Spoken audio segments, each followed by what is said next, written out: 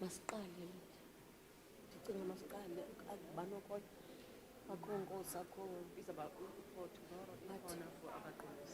but didn't you say that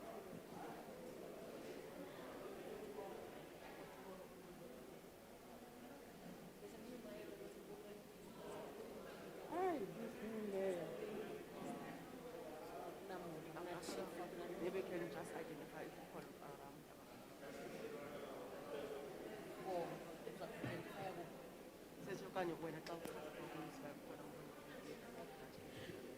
Sanibonani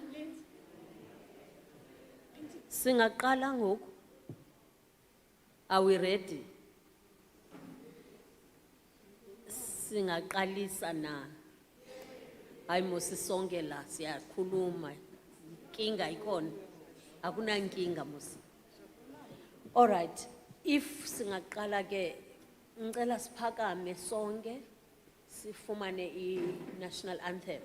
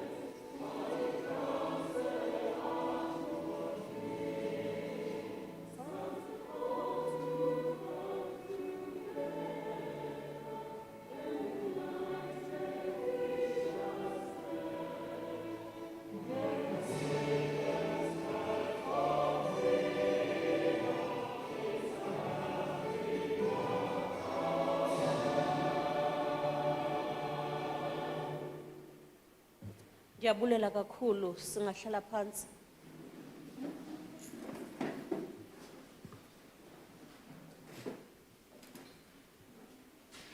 Sanibonani. Kunjani? Yeah, enkosi. Masiqale sizazise uba singawubani so that niyazi ukuthi nihlezi nabo bani. Mina ke igama lami ndingunonkosi Mvana ndibuya le ekoloni batsho njalo xa bebiza Eastern Cape bathi kusekoloni.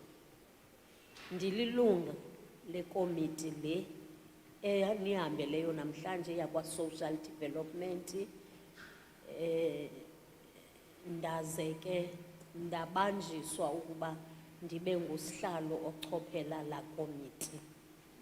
Enkosi ndizawunika amalungu azazise nawo ngokwawo so that nive kahle kahle maybe abanye ngabala sizozwa ke ukuthi ngabala nyange ngempela. Methi Dumelang. Leina la ka ke bitswa Jane Mangani ke tswa ko Northwest Province ke o mongwe wa leloko ba committee ya social development ke a leboga. Nginibingelele nonke igama lami ngi-Jane ngingomunye welungu le social development ilungu la wonke lamalungu engane nawo. Ngiyabonga. Sanbonani, Ninjani, Igama lami Liesel van der Merwe. I'm also a member of the Portfolio Committee of Social Development, and it's very nice to be with all of you in Jozini today. Thank you very much.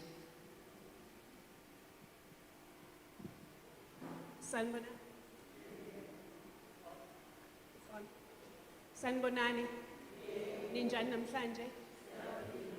Igama lami Bridget Ntombizodwa Masango, ngililungu laleli komiti lesishayamthetho lokuthuthukiswa komphakathi. Ngijabulela kakhulu ukuba ngibe sejozini namhlanje. Ngiyabonga.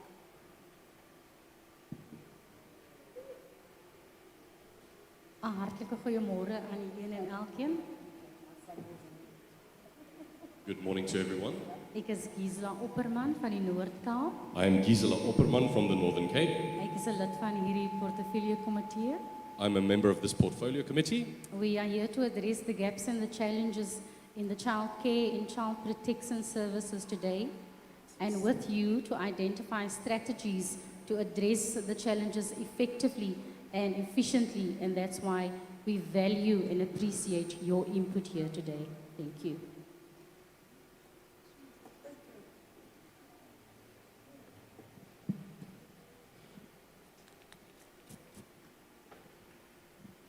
Good morning.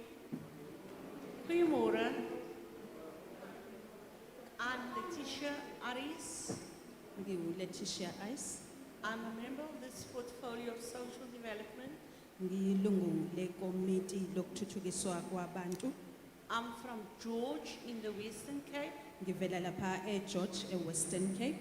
And I want to say to you, welcome and thank you for offering your Saturday morning Ngifuna ukuthi ngibonge futhi ngazise ukuthi niye nabakhona lapha namhlanje nadela izinto zenu ukuthi nibe lapha. to come and give your input on this important piece of legislation. Ukuze nizokwazi ukuthi nibe negalelo kulolu daba lwashayamthetho ukuze nikwazi ukuthi nani nisho uvo lwenu. The fact that you are here says to me that you care for our children. And I want to say to you, thank you for caring for our future leaders. Ukuthi nilapha kubonisa ukuthi niyayikhathalela izingane zenu futhi nifuna ukuthi zibe nekusasa elingcono. Ngiyabonga kakhulu ukuthi nikhona nonke. Okay, thank you very much. Siyabonga abahloniphekileyo bazazisile manje. Now, ndizawuya ke ngoku straight ekuthini uLizel, because she comes from here and she is owning the municipality and she is claiming it. Asamkele. Just do the welcoming ngoba sizela kwakho. So samkele ke Lizel, welcome us. Sizocela ukuthi uLizel asamukele ngenxa yokuthi size la ahlala khona futhi uyena oyilungu lalo masipala ngenxa yalokho ke sifuna ukuthi kube uyena osamukela ngokomthetho. Thank you very much, Chairperson. You are quite right. I'm very proud that my party was able to take back or regain this municipality. Ngikubonga kakhulu sihlalo ngijabule kakhulu nangokuthi ke iqembu lethu selubuyisile lo masipala lona ungakuthina manje. Well, it was a local government election, so we are all South African citizens, but we are here in Jozini in the northern KwaZulu-Natal. So we are welcoming you, Chairperson, and the delegation of Parliament to this beautiful part of KwaZulu-Natal. Bekuwukhetho ke lo hulumeni bezindawo sisejozini la kumasipala wasejozini sijabula kakhulu ngokuthi nikhona siyanamukela nonke namalungu eParliament akhona lana. But we are very aware, Chairperson, that this being northern KwaZulu-Natal, there are deep-seated social ills in this community. Siyazi ke futhi nokuthi njengoba phela sila kwaZulu-Natal kuneyinkinga ezikhona la emphakathini ejule kakhulu. and definitely issues with regards to the rights of our children, and more needed in terms of protecting the children of Jozini and the outerlying regions. Ezinye ke inkinga ke esikhuluma ngazo yilezi ezithinta inkinga eziphathelene nezingane ngakho ke yilokho esobheka ukuthi le inkinga ezinjalo zingaxazululwa kanjani ke la endaweni esihlala kuyona nezinye zakhelene nayo. And therefore, thank you, Chairperson and Parliament, for coming to Jozini. And we are ready to listen to all of you, the community members, as you tell us what you want from us and to take your issues back to Parliament. Siyabonga kamalungu eParliament ngokuthi ezela ezosilalela enilalele njengomphakathi ukuthi ke nifuna ukuthi anisize ngani namhlanje. Siyabonga. Thank you, Honorable Lisa. Mina ke bendingakhulumi ngepati. Bendikhuluma ngokuthi uLizel usuka la eKZN. Sesiyabonga ke mara fanele sitsho. Thank you very much, Lizel. Kona kuhle la. Kuhle kakhulu. Sonwabile sihle. Angeke sinilibazise siyazi ukuthi kungumgqibelo namhlanje Saturday. So kufanele nihambe niyokwenza ezinye inkinga zenu emakhaya. Kuzokwenzeka kanje ke. La siniphathele umfakelo isihlomelo somthetho. Ngoba umthetho iChildren's Act ikhona. Futhi yavunywa nini noma wawungekho wena. Kodwa labo babekhona bavumelana waze wapasa wahamba waya eParliament waya everywhere waze waba ngumthetho. Kodwa ke sabona ukuthi ngibani otolikayo kanti kunabantu abangavi English abangavi Zulu la. The two honorable members can't understand what I'm saying. Mara abantu apha endlini bayeza ngibani otolikayo ke manje tolika ke so that bahave la.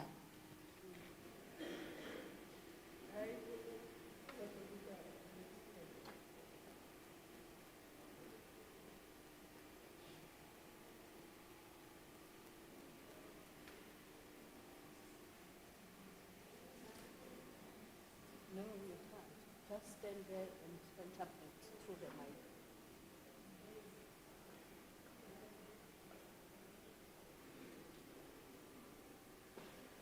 Itiken kubekeke ngeke silibazisa isikhathi, but I was just doing an introduction and ndizama ukuthi ndinibekele kahle ukuthi size ngani.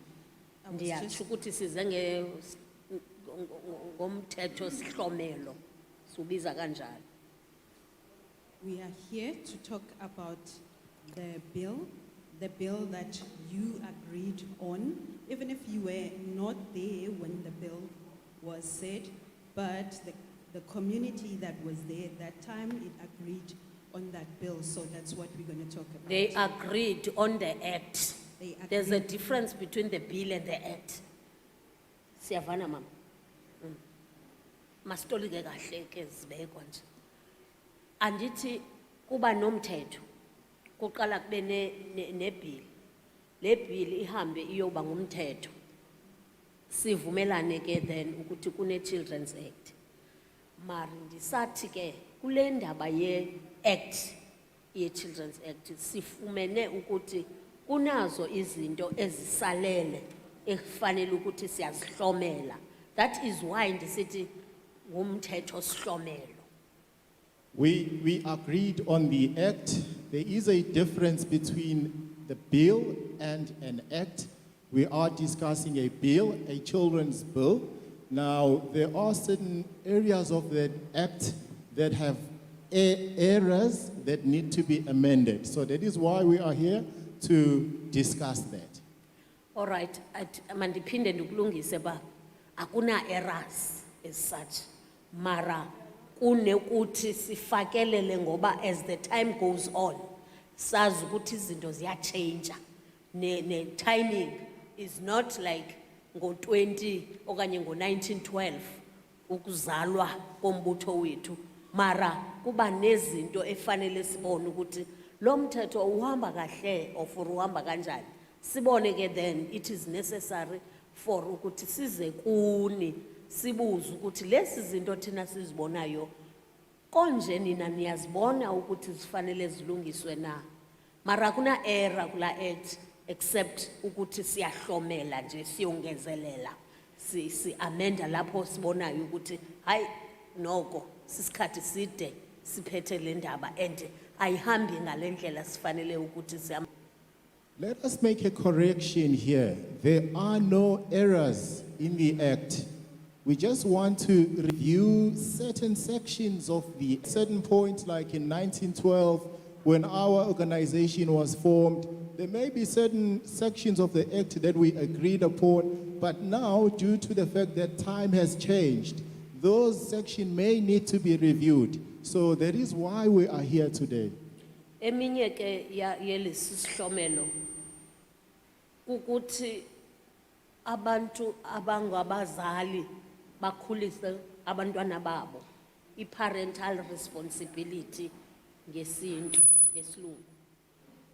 Some of this that we're going to discuss is the responsibility of in raising their children. Now abo baba kade benenkinge if abatshatile maybe nabo mama or umuntu uthola umntana we-fall bengakhona ukunikezwa isikhathi kahle hle esi-right sokuthi akhulise umntwana wakhe abe ne-responsibility yokumkhulisa naye asekelezela ancedise. But this time around le bill siyizisa kuni isiza lapho so that apha izoba ngumthetho into ukuthi wena baba married or unmarried or broken marriages anisahlali kunye nikwi-separation mara wazi ukuthi lo umntwana ngowakho njengobaba, and then ube nayo into ukuthi ube nesinakekelo sokubona umntanakho uyamkhulisa kahle na, even if uhlala noma Their children, because it takes two to tango. They both parents to this child, whether married or not, or divorced. Okay. Iphinda ihlanganise le ndaba yokuthi abantwana bathwalwe iyasiza lapho because iyacacisa kahle ukuthi umuntwana kufanele agane ma engakanani age yakhe. Umuntu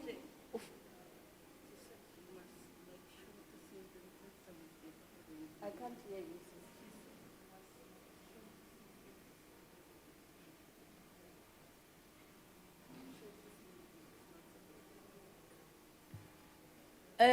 Bendithi ke le ndaba yokuthwala sinyanzelise abantwana ukuthi bahambe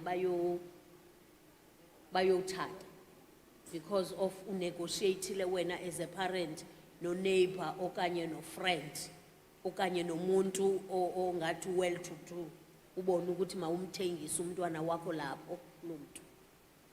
And the issue of forced marriages is also going to be addressed in terms of this bill. Khona manje kuna lento bathi human trafficking. Abantwana bayahamba bayothengiswa kwamanye amazwe.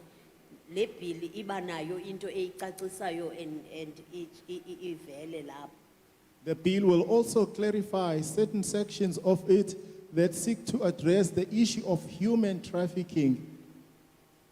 Iyachaphazela nale ndaba yabantwana abahambayo mawukhathele ukukhulisa umntwana ubone ukuthi uyahluleka umhambisa umthengise somewhere elizweni elikude or kwenye family. Le bill iyancedisa lapho. It also akakho umntwana ohamba without a process ne procedure efanele ayihambe before ahambe aphiswe okuhanjiswe yena. The bill also touches on the issue of children that are being sold, perhaps to other countries or to other for proper procedures being followed. Sinento esiyibiza ukuthi iCD lesibiza ama crèche esiwavula lapha emakhaya at times nayo iyayichaphazela ibill ukuthi fanele kwenzeke kanjani uze ube uyi-ECD evunyiwe. It also addresses the issue of CD, crèche inkulisa. ECD, ECD, crèche inkulisa. It's also going to touch on that as to what you ought to have in order to qualify to own one. Sinayo ke nento esiyibiza i-child protection register. Singayibiza ukuthi sisiqulatho esiqulathe ilento is what was into konje. Kodwa ke izinto that umuntu aripotayo in police and also kwindawo ezifaneleke ukuthi aripote siyibiza child protection register. And also, it touches also on child protection register, areas where people need to report certain matters that are pertaining to children.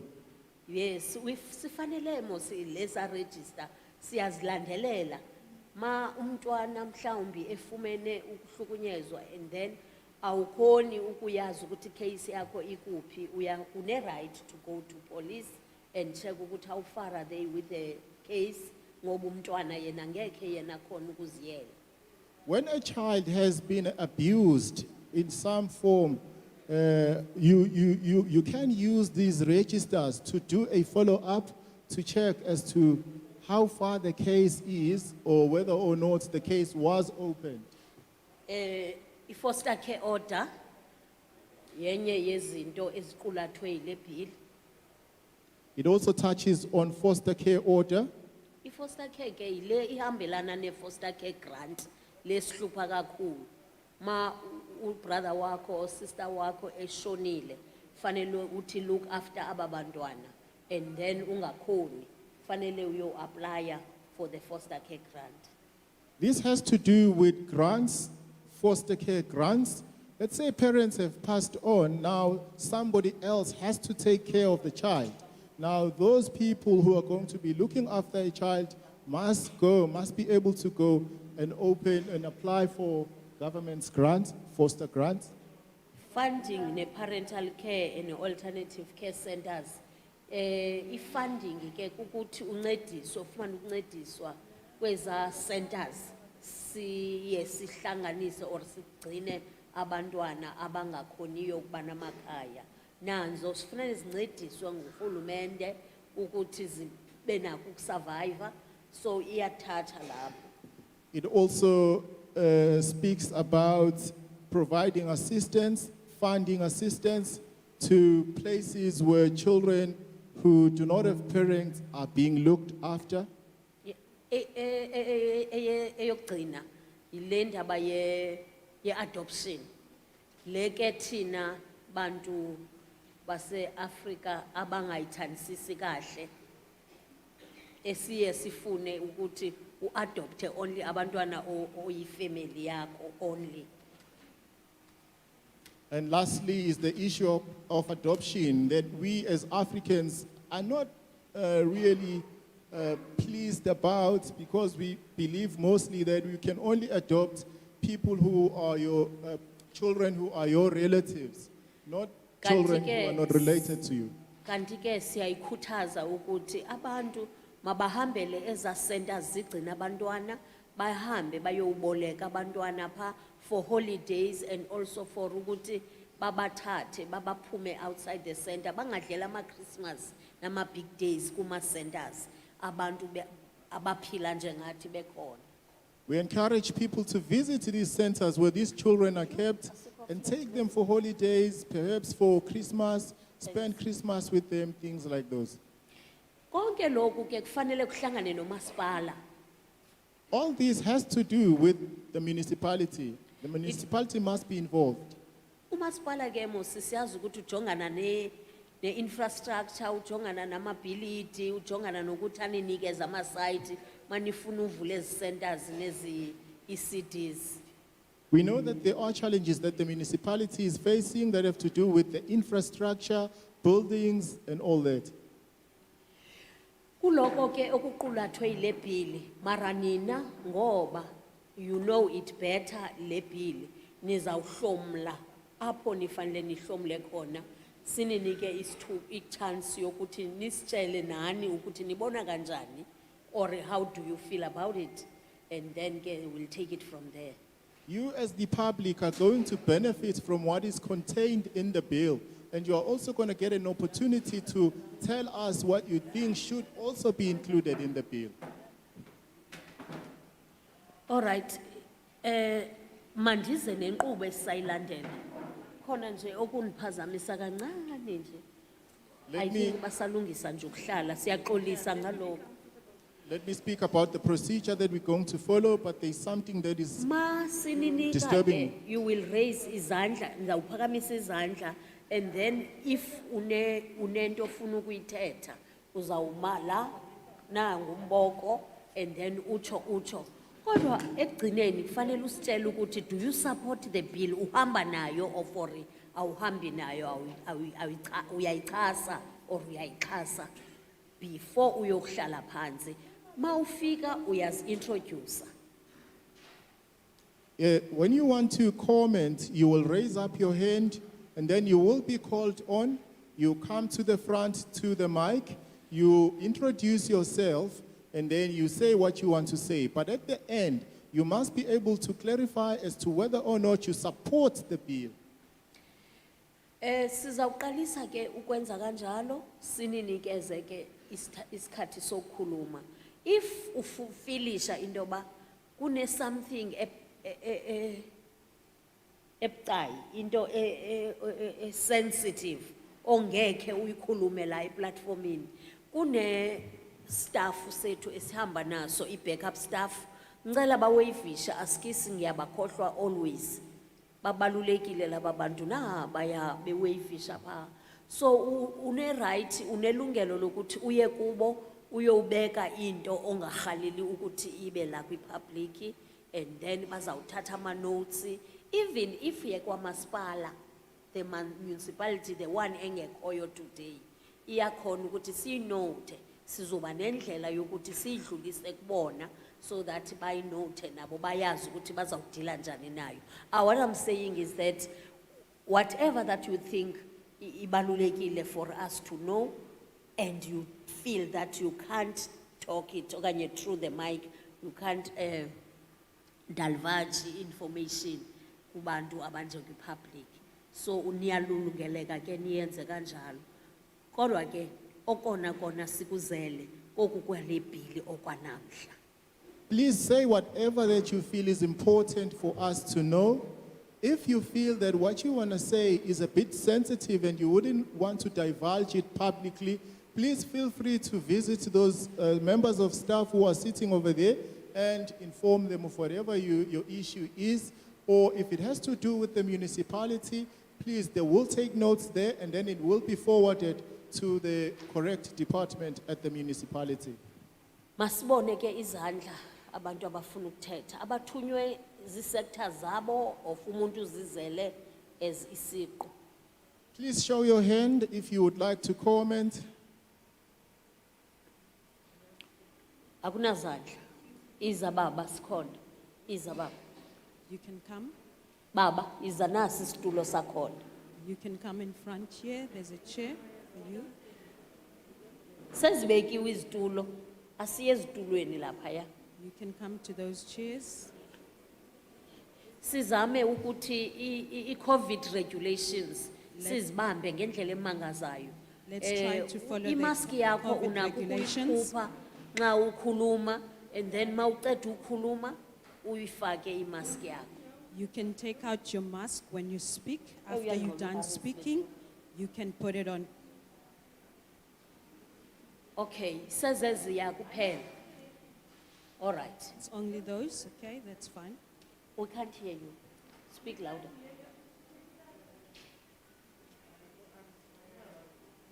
I'm sure the mic is off. Oh. Hello, can you hear me now?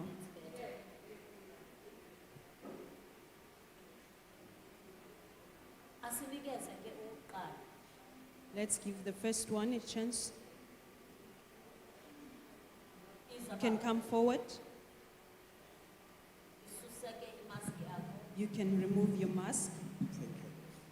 Angibonge kakhulu ukuthi namhlanje la emkhanya kude sivakashelwe iParliament. I want, Kakhulu sihlalo. Susi mask yakho baba.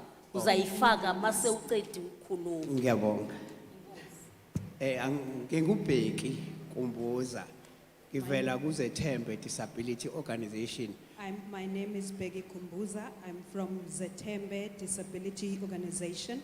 Ilaphayana phansi kwamasipala waseMtubatuba. It's under the municipality of Ntubatuba.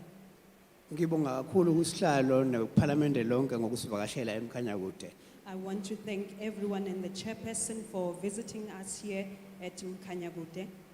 Sihlale sikhona eduze nabantwana ngokusebenza nangokuhlala nakuma governing bodies esikoleni. We are always closer to the kids. We go to the governing bodies in the schools.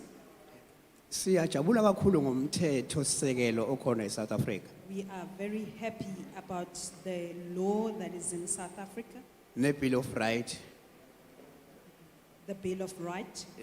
nakho konke nama chapter 9 institution siyakunderstanda konke siyakujabulela.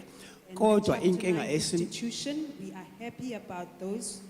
kodwa inkinga esinayo lapha eMkhanyakude kakhulukazi noma eMtubatuba The including problem that we have here in Mkanyagude, in Tubatuba, nokubala mhlambe eKwaZulu Natal. I can count the whole of KZN.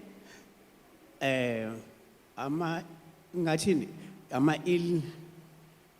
ama-ills akhona emphakathini indlela umphakathi okwenzeka ngayo It's the concerns of the community nasezikoleni and the concerns in the schools. umthetho okhona awu-implementwa okhona nje South Africa The law that is there is not implemented in South Africa. yingakho sineyinkinga eziningi lapha KwaZulu Natal naseMtubatuba That's why we naseMkhanyakude. have so many problems here in KZN and in Tubatuba. Siyaproduce ke abantu abathile ababizwa ngamaphara kunokuthi sakhe abantu siyahluleka ukwenza ukwakha abantwana.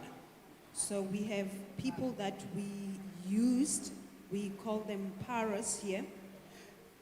Kunezinto ezikholelwa zona sikholelwa ukuthi umntwana ukhuliswa ekhaya akhuliswe emphakathini akhuliswe esontweni bese kuba sesikoleni. We believe that kids I'm are sorry raised- baba. Why ungatoliki sesi? Angithi nguwe ngoku, it's your turn. Yes, Ubaba uyakhuluma abazwa la baba se. okay. You know what is para? Okay. Can you can hear me? understand that, eh? Can you hear me? Amapara. Exactly. Okay, Gangsters. Oh, gangsters. ngingaqhubeka. Qhubekeka baba. Ngiyabonga. Then ke ngicine lapha ngithi khona umntwana wakhiwa ekhaya isemphakathini isesikoleni isesontweni. The killed is raised in the community, at church, at school. Oku le mikhakha yonke ayenzi ngendlela ekhuliswa umntwana bese kuba isesikoleni. All these areas, it's the level that the kids are raised on.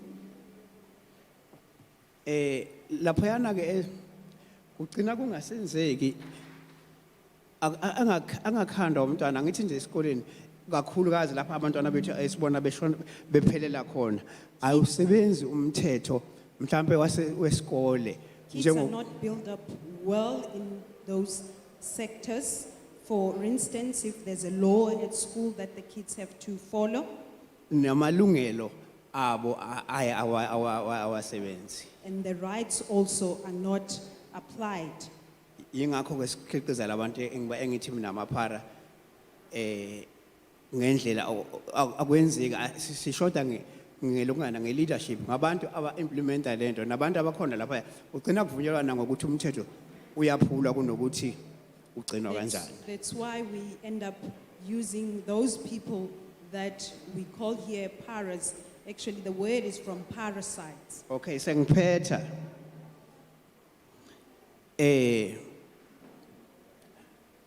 ukube kuyabanjiswana siya ebantwaneni nje singabantu abahlukene. If we work together, speaking generally about different kids, Abanye bayahambisana nomthetho, abanye abahambisana nomthetho. some follow the law, some do not. Manje kudingeka indlela ukuthi umthetho wonke umuntu awugcine. There should be a way that everybody should follow the law. Noma uye emaphoyiseni noma uya kwezenhlalakahle, When you go to the police and when you go to the welfares, ubona ugcina nje umthetho ungasa-apply ngendlela okufanele ngabe usebenza ngayo. You see Ugcina that- sekusetshenziswa ngazi indlela umuntu abona ngayo mhlawumbe nangendlela azi ngayo noma ngendlela ayekhuliswe ngayo mhlawumbe yabo 1940, you see 1960. that they don't follow the law, they just do according to their understanding, probably in a way of the 1960s, the old days. Ngiyawusupporta umthetho okhona, ngiyawuthanda futhi. I support this law and I love it. Kodwa ngifisa ukuthi implemente isebenze ngendlela okuyiyona yona. But Hayi ibe dust collecting document where it is kept and I collecting wish- dust, then removing dust and keep it there. Thank you. I wish that it could be implemented and used. It shouldn't be just dust collection of papers that are written. It should be implemented. Thank you very much. All right, siyabonga baba. Thank you, Ulandelayo sir. ke. Who's next?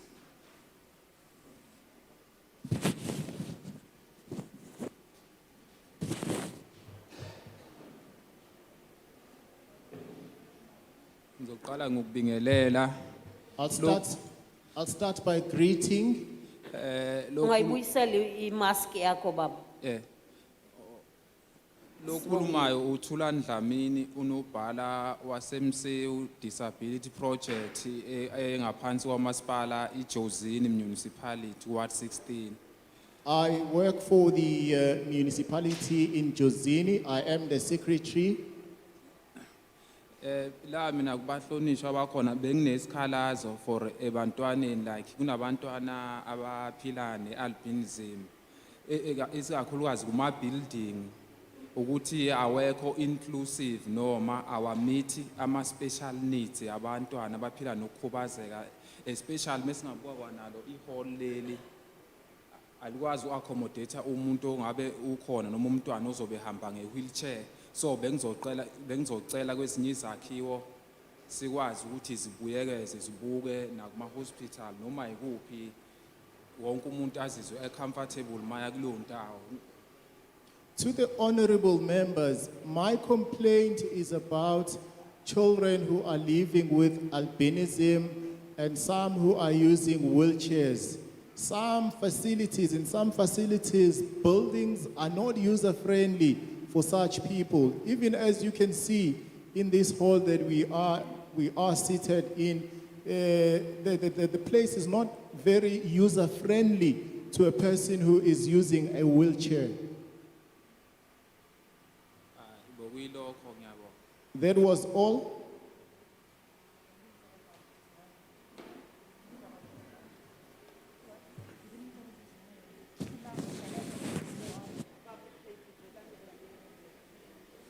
Siyabonga. Angibingelele usihlalo weParliament namalunga eParliament oza kwethu esinabo. I would like to greet the chairperson and the members of the parliament and all the colleagues that we have. Sithanda ukubonga ukuqala ukuthi iParliament lisikhumbule thina ngapha eMkhanyakude. We want to thank you that today the parliament has remembered us here in Kanyagude. Kuyiqiniso ukuthi uhulumeni wabantu uyabacabangela. It is true that is the government of people and their concerns on the people. Ngubonkosi ngubane ngiqhamuka kwi-organization eyethu CIC NPO. I, Mbonginkosi Ngubani, I'm from the congregation that is CICO. Ngiusihlalo wama NPO eMkhanyakude. I'm the chairperson of the NPOs in Kanyagude.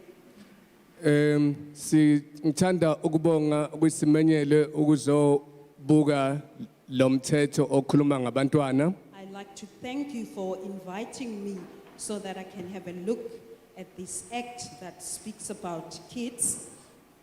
Uhlalo ususinikezile isithombe sokubukeza lo mthetho ohlane ngawo. The chairperson has already briefed us on this act.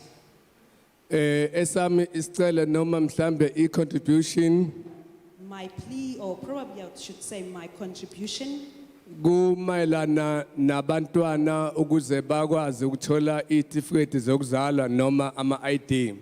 it's about kids that they should get the birth certificate and the ID books.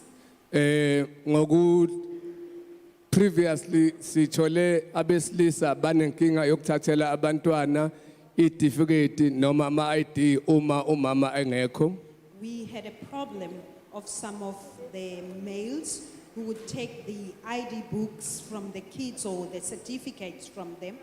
Njengomfundisi usuku nosuku ngidila nama cases anjalo ebandleni nasemphakathini. As the pastor, these are the cases that I deal with from the communities every day. As we speak, kunabantwana benza umatric but they don't have a birth certificate. Njengoba sikhuluma kuneyingane ezenza umatikuletsheni kodwa azinawo omazisi. Inkinga kwenzeka uma umntwana ezala owesifazane afika amshiye kwesilisa angaphinda atholakale. The problem is that when a child is born by the female, they just dump them with their male partners and now they are nowhere to be found after that. Okwamanje ke kusenzima ukuthi owesilisa athathele ingane yakhe isitifiketi noma i-ID eyedwa. Because right now it is still difficult for males to apply for the IDs and certificates for their kids. Lokho kudale inkinga eningi emphakathini ngoba ugcina usebenzisa isihlobo kuba sokuthathele ID noma isitifiketi sokuzalwa uthothi lo muntu lo akamzali kodwa ngenxa ukuthi uyihlobo kugcine umnyango wa Home Affairs ukuvuma lokho.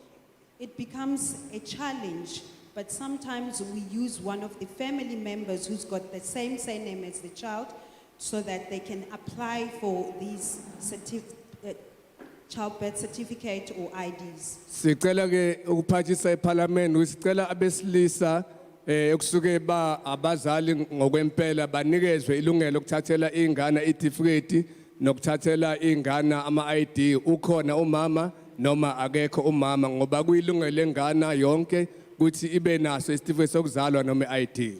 Can I ask the Parliament to actually make it a law that the males should also be able to apply for the childbirth certificates and IDs because they are the parents of the child? Siyabonga kakhulu ukuthi iParliament lize kithi nalomthetho omuhle kangaka. Thank you for bringing the Parliament to us with such a good, pleasing law. Mina ke ngihambisana nalomthetho futhi ngiyavuma ukuthi ubukezwe ukuze uqondane namalungelo yabantwana. I agree with this act because it will help and it will help on the rights of the kids. Ngiyabonga. Thank you. Siyabonga baba.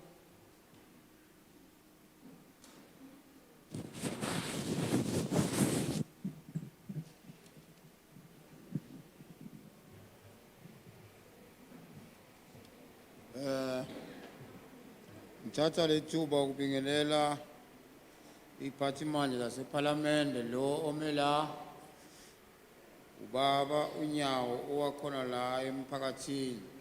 I am Mr. Nyawo from the community. I take this opportunity to greet all members of Parliament who are present. Sibonge kakhulu ngizwile usisi ethula maqondana nomthetho oqondene namalungelo ezingane.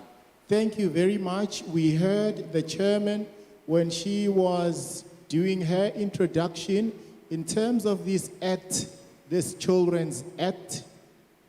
Lapho khona akasindlalela khona ukuthi ngokomthetho kahulumeni wethu owala eSouth Africa khona lapho bawubeke khona kodwa futhi khona lapho babuka khona ukuthi kungenzeka mhlawumbe singawushintsha yini ngokubukelela izimo nangokuhamba kokushintshashintsha kokuguquka kwezikhathi. She said that in terms of this act that has been there for quite some time, it is now going to be reviewed in certain sections to see if it is still functional in the time in which we live. Ngiyavumelana nokuthi umthetho onikezelwe izingane la eSouth Africa ngesikhathi ewubeka uhulumeni ushilo ukuthi unikelela izingane amalungelo kodwa ngokuhlala nazo izingane nangokuthi izingane ngizofika ngihlale nazo mina ngiphila kuyimi ngubaba nomama bese thina ngokwezifo njengoba siyibona izifo zingaka emhlabeni uqale iHIV kwaba khona abantu abathathayo njengoba sekufika neCovid bayadlula njalo abantu bese ziyasala ke izingane zisala ngaphansi kwalo mthetho lo obekiwe besicela ukuthi mhlawumbe uamendwe lo mthetho ngokwesimo okuphilwa ngaphansi kwaso osokuyiso manje. Please let us amend this act so that it fits the circumstances in which we are living currently, because sometimes you find that you live with your children as parents, but then you find that one of the parents passes away, maybe due to COVID-19 or due to HIV. What I say is let us fix or amend this act so that it fits the situation currently. Besicela ukuthi mhlawumbe ekuhambeni kwenu nifike nisifomele kube khona ama-committee akhona la emakhaya kakhulukazi kuma-rural area maningi ama-problem akhona la emakhaya la okubhekana nawo umasipala ukhona kodwa manje kwezinye indawo ama-ofisa kamasipala athe ukuqhelelana ney'ndawo la khona okunalabantu abanenkinga khona. Please form committees in rural areas within the communities where people live. Yeah, there is a municipality and its offices, but sometimes you find that municipality and its offices is far away from the communities. Form committees within the society that are going to address problems that people have. Ya inkinga eyokuqala iba la ekuthaneni ngokwamalungelo ezingane zinamalungelo ithi ingane nginelungelo lokuthandana nomunye eyomfana nentombazana noma umzali ezama ukuyikhuza ithi ilungelo lami ukuthi ngithandane nalo ekugcineni bese bazala ingane nayo ke inkinga lapho ifika iqale khona. The first problem, ingane izalwe ubaba ongenalo ipasi ngenxa ukuthi umama wakhona ushonile wabashiya emhlabeni kuzaleka ingane engena izalwe umuntu ongenalo ipasi ikhulele ingane ihamba esikoleni iyafika ayinapasi iyafunda kodwa ekugcineni ayina certificate ayinalo ipasi bahlala bodwa lapha ekhaya umndeni ophuwa vele bayahlupheka. the first problem that I'd like to speak about is that of giving these rights to children.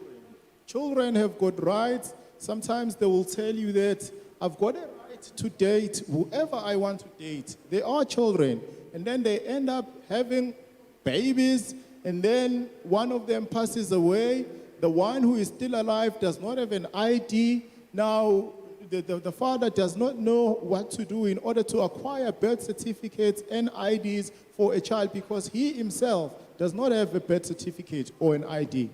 Yebo ngenxa yokuhlupheka kokukhona la emakhaya nangokusweleka kwemisebenzi okunye kwako kuokunye okwenza ukuthi lezi ngane mase zingenazo izitifiketi zifunda ikole bese ziyayeka esikoleni emveni kwaloko bese kuqhamuka lento okuthiwa ngamaphara ngoba le ngane iyazama ukustrugglisha ngempilo yayo ayinandawo isiyasuka ke isiphenduka ke ungathi umdlwemba ngoba izobe siba yiphara izama ukuyingenela emzini yabantu intshontsha iganga yenza zonke izinto ezingalungile njengoba nibona amaphara engaka nje maningi amaphara maningi kakhulu akwaziwana ukuthi ngisho namaphoyisa ahluleke ukuthi azobaqoqa kanjani la.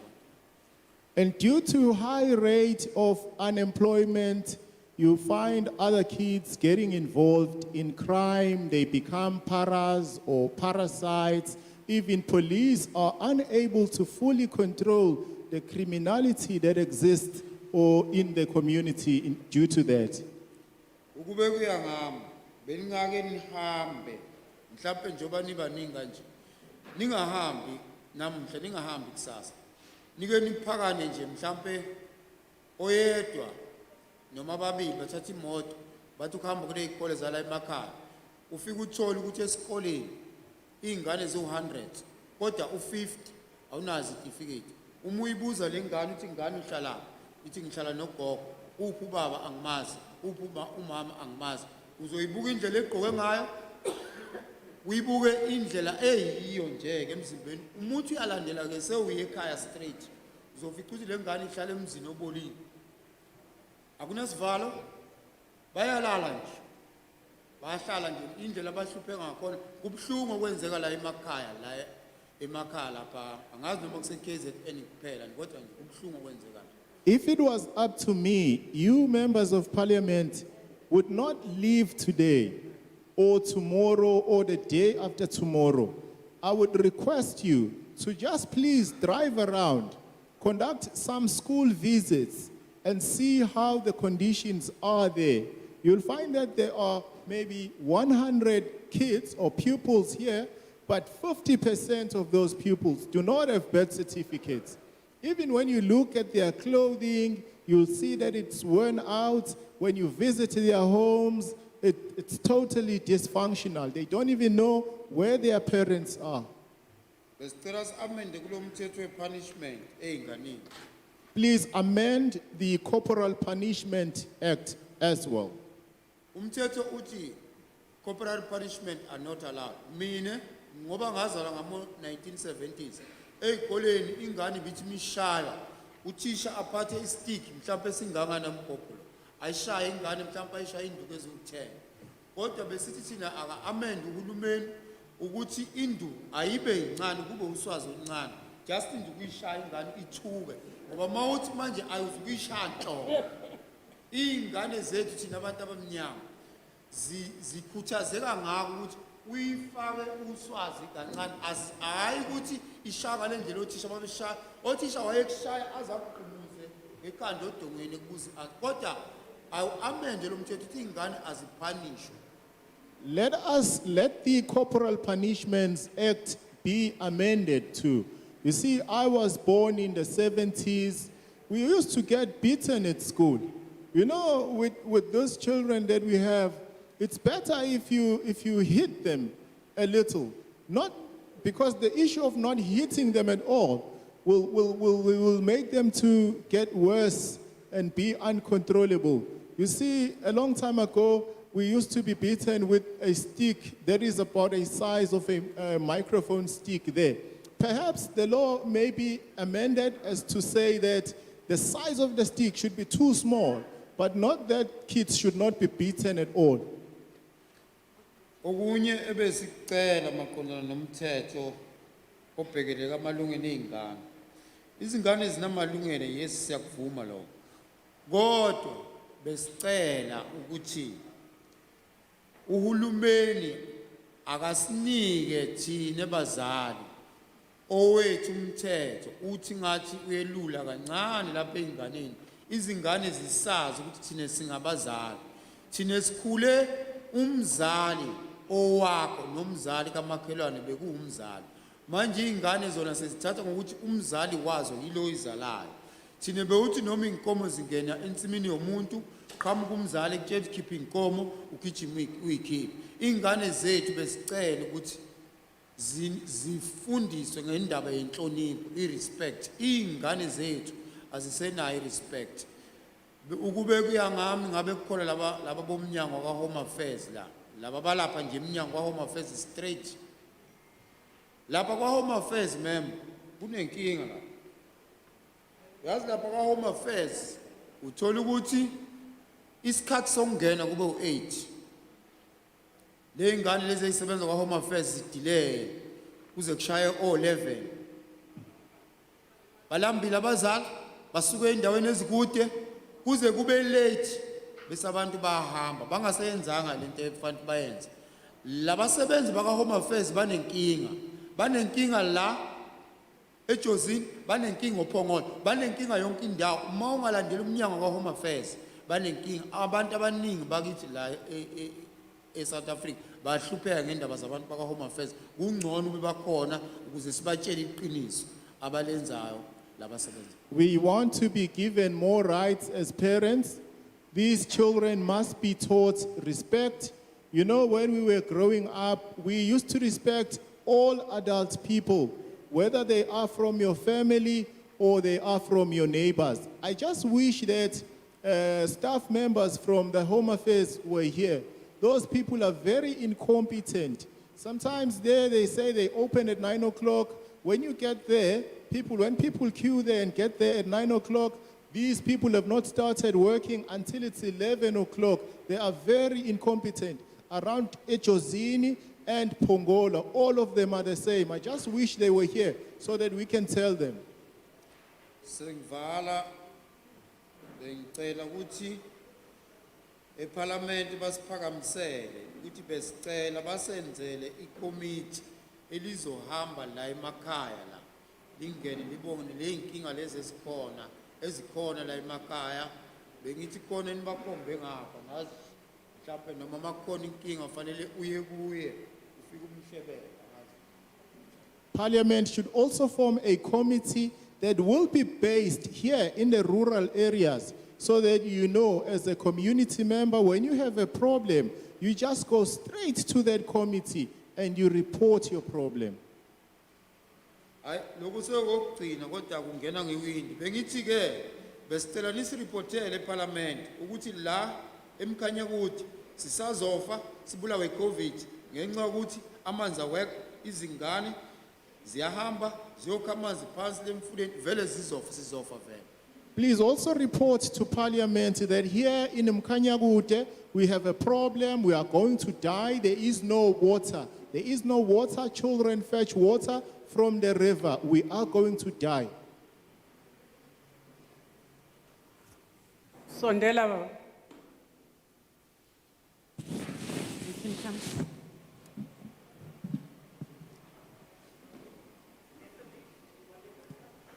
Sanbona, Greetings to everyone. Alex Lo Okwantuli, My name is Mtuba, Alex Ntuli. I'm from Tuba. ngaphansi kwe-organization ebizwa DPMA oku Disabled People Mpukunyoni area. And I come from under the organization called Disabled Union. Okuningi sebekushilo abafowethu abade belapha ngaphambi kwami. The Kodwa lapha ones who engizogcila came khona prior njengoba to me, they've ngisuke already mentioned what I'm going to mention. njengoba ke ngisuka enhlanganweni abakhubazekile Since I'm from the organization of the disabled, ngizogxila kakhulu emkhakheni wabantwana abakhubazekile. I will speak more about this organization that deals with disabled kids. Angazi noma ngizothi ukukhubazeka yibhadi noma yishwa noma yisono angazi. I don't know if I should say being disabled, is it a curse or is it a sin? Ngoba khona ingane ezizalwayo uma kukuthi sekutholakala ukuthi ikhubazekile ingane uxabana ubaba nomama wakho. Because you find out that sometimes after the child is born, when they see that the child is disabled, the parents will actually have a fight among themselves. Kubangwa njalo uthi omunye wasemndenini asikaze sizalelwe into enje. They fight because they would say to each other, we've never had a child like this in any of our families. Into ezokwenzeka ke emveni kwalokho lo mntwana akasazi ukunakekelwa ngenxa yalezi zimpi esezikhona phakathi kwemndeni emibili. What will happen after, the child will not be taken care of because of the conflict that they have between the two families. Ekugcineni kosuku ngenxa ukuthi ukukhubazeka ngithe angikwazi noma kuyibhadi noma kuyisono lengane isizofihlwa kuleli khaya ingakwazi ukubonwa. After that, the child will be hidden away from the families and everyone, That's why when I started, I said, I don't know whether being disabled, is it a sin or a curse? Into eyenzakalayo ke lengane izokhula ekhaya ingaye esikolweni into ekwazi ukuyihamba iyodwa ukuyobhalisa isibonelelo sikahulumeni. After that, the child will be raised without going to school, being able to do absolutely nothing. The only thing that the child will be able to do is to go and apply for a grant. Lengane ke ikhule ekhaya izidlulelwe yisikhathi sokuya esikolweni ngenxa kuba kuma special schools kuneminyaka lapha bakwazi ukuyamkela khona ingane nalapho abagcine bengasayidingi ukuthi ifike esikolweni. So the child will be so old that they can't be enrolled even into the special school. Okunye bengase ngicele ke la ema crash njengoba sikhuluma ngabantwana abasebancane. What I want to ask also, since we spoke about the ECDs, Bekungayisu elingcono ukuba othisha basema crash babe well capacitated ngezinto zakwa disability. it will be a good idea that the teachers that work at the ECDs could be well capacitated with the matters of how to deal with these kids. Njengoba ngimile nje la kunomfowethu o sign language. As I'm speaking, there's my brother next to me who speaks sign language. Nasema crash ziyafika ingane othola ukuthi azizwa ezindlebeni. At the ECDs also, we also enroll kids who are actually deaf. Okubalekile ukuthi leyo sign language bekungakuhle uma ingaqalwa lapha ema crash ingane yenyuke nayo iyothi ifika isiya ezikoleni lezi uthola ukuthi used. It will be a good idea that we start educating the kids from the ECDs about sign language, because it would be a good idea actually when they go to the other schools, they are able to know the language. Ingane ke kukhona leli gama engalazi ukuthi lisho ukuthini kodwa ngalibona ngelinye ilanga. Igama elithi inclusive education. There's this word that is called inclusive education that I don't know exactly what it means. Ngenxa ukuthi ezikoleni lezi ezinormal kuyaye kuthiwa sekunaleyo inclusive kodwa uma ingane ehamba ngewheelchair ukuthi uya kuleso sikole kuvele kuboneke indleko nje ukuthi hawo yazi yasifaka endlekweni ingane kabani asizukuyamkela. You find that sometimes in the so-called schools that are saying they are inclusive, when you take a child who is on a wheelchair, they just see that they will have lots of money to use or debts. They don't see the potential in the child to help. Uthola ukuthi nabo thisha ke labo ingane ezofika enyelela kubona njengoba eqaleni ngithe leli gama elithi inclusive education angilazi ukuthi lisho ukuthini.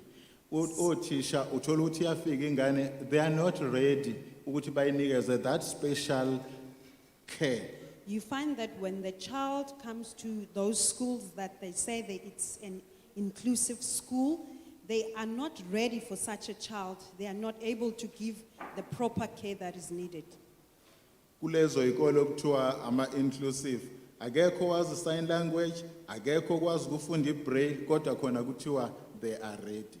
In those schools where they say they are inclusive or maybe they are ready, there's nobody who can do sign language, nobody who can read braille, but they're saying they are ready. Kuba fowethu abakhulume ngaphambi kwami bakubekile okuningi. Uma ngibuka iconstitution yethu la eSouth Africa inhle kodwa ngathi sihambe eceleni kwayo. The ones who came prior to me, they spoke about some of the issues, because when I look at the constitution here in South Africa, it's a good constitution, but it seems that we are not following through the constitution. Angazi ukuthi bekungenzeka kanjani ukuthi laba fowethu esibakhomba lapha esithi bawuhulumeni wethu bakwazi ukucabangela phambili thina sibe yipriority thina njengomphakathi bagcine ngokuzicabangela bona. Kodwa into eyenzakalayo ibona abayicabangelayo thina sizakamuva kuzona zonke izinto. I don't know how can we address this because you find that the ones who are leading us, they actually do not put us as a priority. I don't know what can be done so that we can be a priorities because they're not prioritizing us. Sengiphetha nje okuyaye kube buhlungu kakhulu umuntu ukuthi ukhubazekile sinokukhubazeka okuningi othola ukuthi khona physical kukhona ini nani yakwazi uthola ukuthi ingane ngokungayo esikoleni ilahlekelwa isiphiwo uNkulunkulu okade ayinikeze sona obekade kufanele ilethe ubuholi obuhle ukuba ithuba lokufunda yalithola. As I end, what I can say, it's something said that the child who is disabled, actually, they lose an opportunity to show their gift, their God-given gift. Cha, lokho kunye kade nikuchaza la ngiyahambisana nakho kuhle kodwa uma kuzokwenzeka ngalendlela enisho ngayo. What you explained here, it is a good thing, it will help, but only if it does happen. Ngiyabonga. Thank you.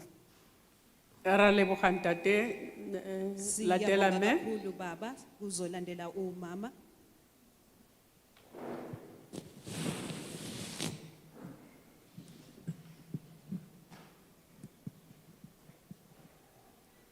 Ngiyabingelela abahlonishwa bonke abakhona. I greet all honorable members who are present. O ka tsaya mask wa gago ne? Ungakhumula imask sisi. Igama nguNonhlanhla wakaMthimkhulu. Ngiunonhlanhla Mthimkhulu. Ngisuka enhlanganweni kuthiwa uSolid Foundation for Rural Development ekhona la eJozini. Ngisuka kunhlangano thizeni ekhona la eJozini. I come from an organization, certain organization here in Jozini. Okwami ukuphawula kuzoba child protection register. I'd like to comment about child protection register. Ngokuqonda kwami ukuthi uDepartment of Social Development uyena ophathiswe ukuthi abhekelele kakhulukazi le register. I think, according to my understanding, I think the Department of Social Development is the one that is in charge of such a register. Bengingathanda nje kakhulukazi ukuthi mangabe kucheckwa la noma kubhaliswa kungabi abantu mhlambe abasebenza ku-Department of Social Development noma kuma NPOs kuphela ababhekwayo ukuthi bakulungele ukuthi basebenze nezingane. What I would suggest is that we do not only look at people who works for social development or EPOs who are in charge or who work closely to the children. Kodwa kubheke nabanye abantu ababamba iqhaza elikhulu ikakhulukazi abaholi bendabuko kanye nama traditional health practitioners. Everyone else should be looked into, like traditional leaders and traditional health practitioners. And traditional health practitioners. Abelaphi bendabuko. Ngoba ikakhulukazi siyathola mangabe sisebenza la emphakathini ukuthi bona bagcina besala ngemuva ukuthi bangabhekwa ukuthi balungele ukuthi basebenze nabantwana kanti kuningi okungahambisani nomthetho abakwenzayo ebantwaneni uthola ukuthi abasabanjwa kodwa bayaqhubeka benza ukukhohlakala izingane.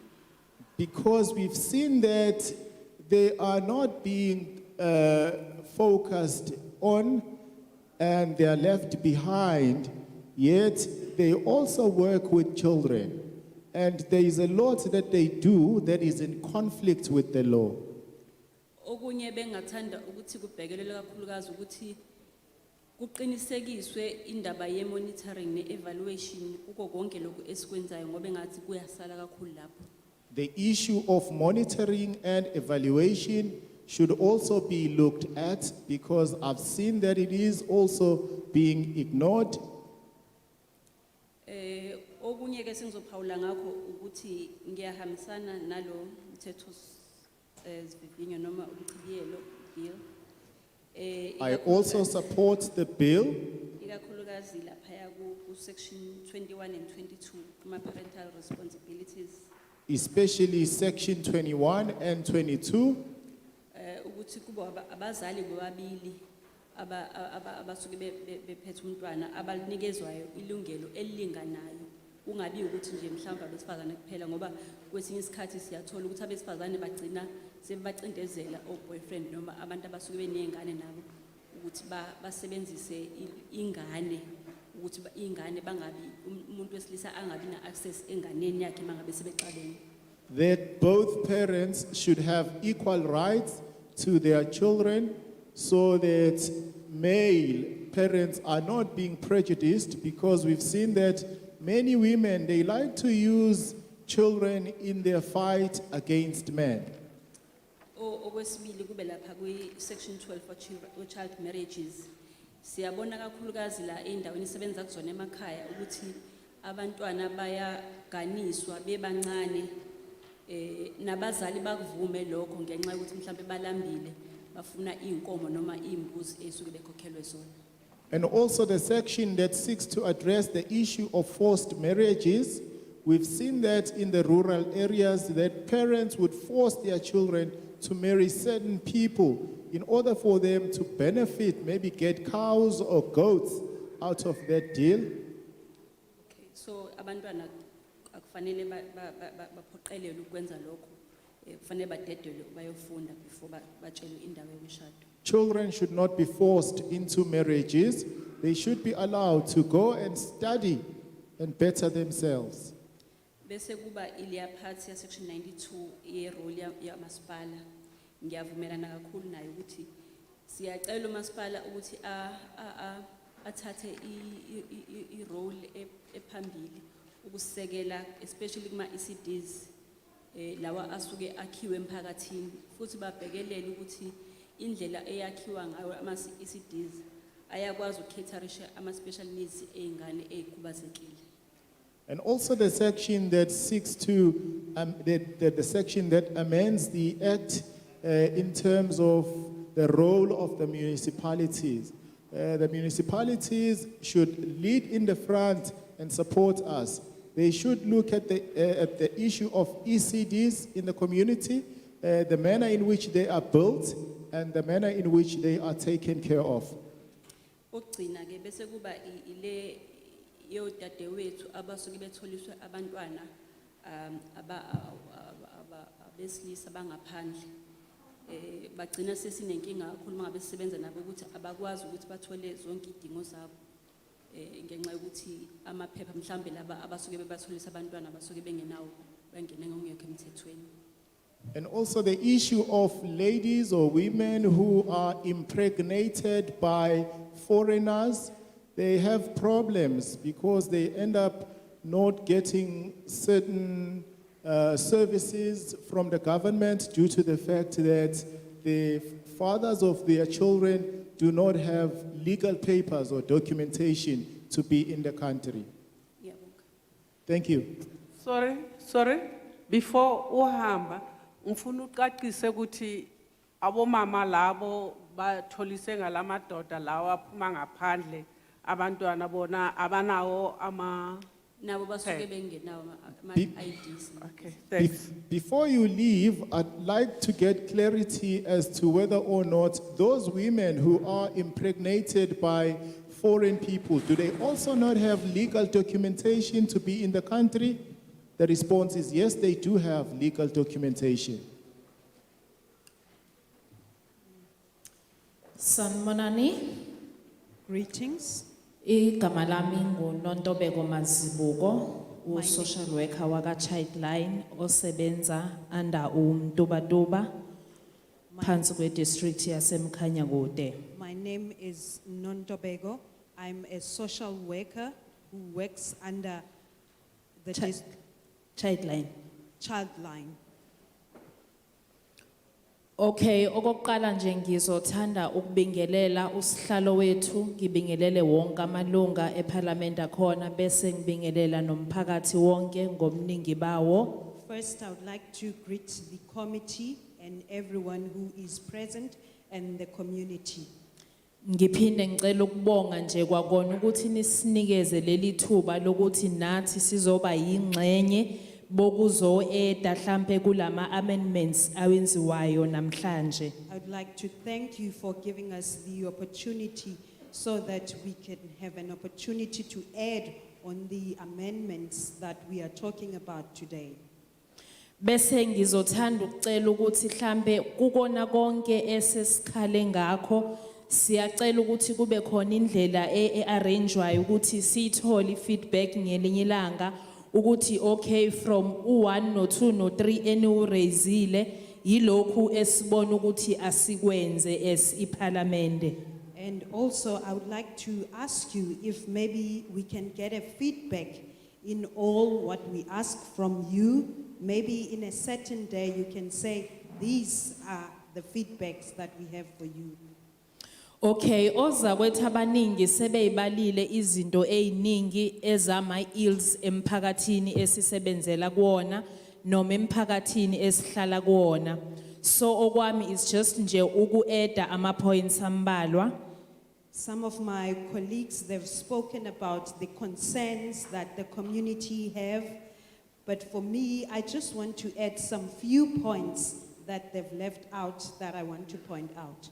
Okay, before ngiqhubeke ngiyasupporta wonke ama points usihlalo wethu abekade ekhuluma ngawo eqala nje mentiona wonke ama amendments akhulunyumela phezulu kwawo ngiyawasupporta wonke. Before I carry on, I just want to mention that I support everything that the chairperson spoke about, all those amendments. Okay, ebengizokucela nje ukuthi noma kungakhulunywanga ngakho sike sibhekelele kule issue ye substance abuse. Ngiya understand ukuthi ikhona imithetho ekhona kodwa esisebenzela emphakathini sibona izinga linyuka labantwana bethu abasebenzisa izidakamizwa and Although we didn't speak about this matter, I just want to touch on the matter of substance abuse because we've got a problem in the community of this. Isidlulundele kakhulu ngalendlela ukuthi ngisho kuma primary schools nakhona ureportelwa ngabantwana abasebenzisa isubstance abuse. So siyacela ukuthi nike ningenelele nakuleyo issue hlampe nithi uqinisa umthetho from bona abantwana na ukuona ama suppliers ekugcineni kosuku. It is so bad that actually now it's happening at the primary school. Maybe if we can have a law that actually speaks about this, if maybe we can go to their school and try to help them. Okay, okulandelayo ngizothanda nje ukungena kule issue le yama rape cases abantwana abahlukumezekayo ngokocansi. Si abasebenzi siyesikhuthaze ukuthi abantu abareporte makuukuthi umntwana uyahlukumezeka. Uthola ukuthi umzali uyareporta, ireportwe icase kodwa ubone ngokuhamba kwesikhathi umzali usezokureportela ukuthi what is the point yokureporta uma sibona uperpetrator ehamba emphakathini ekhululekile.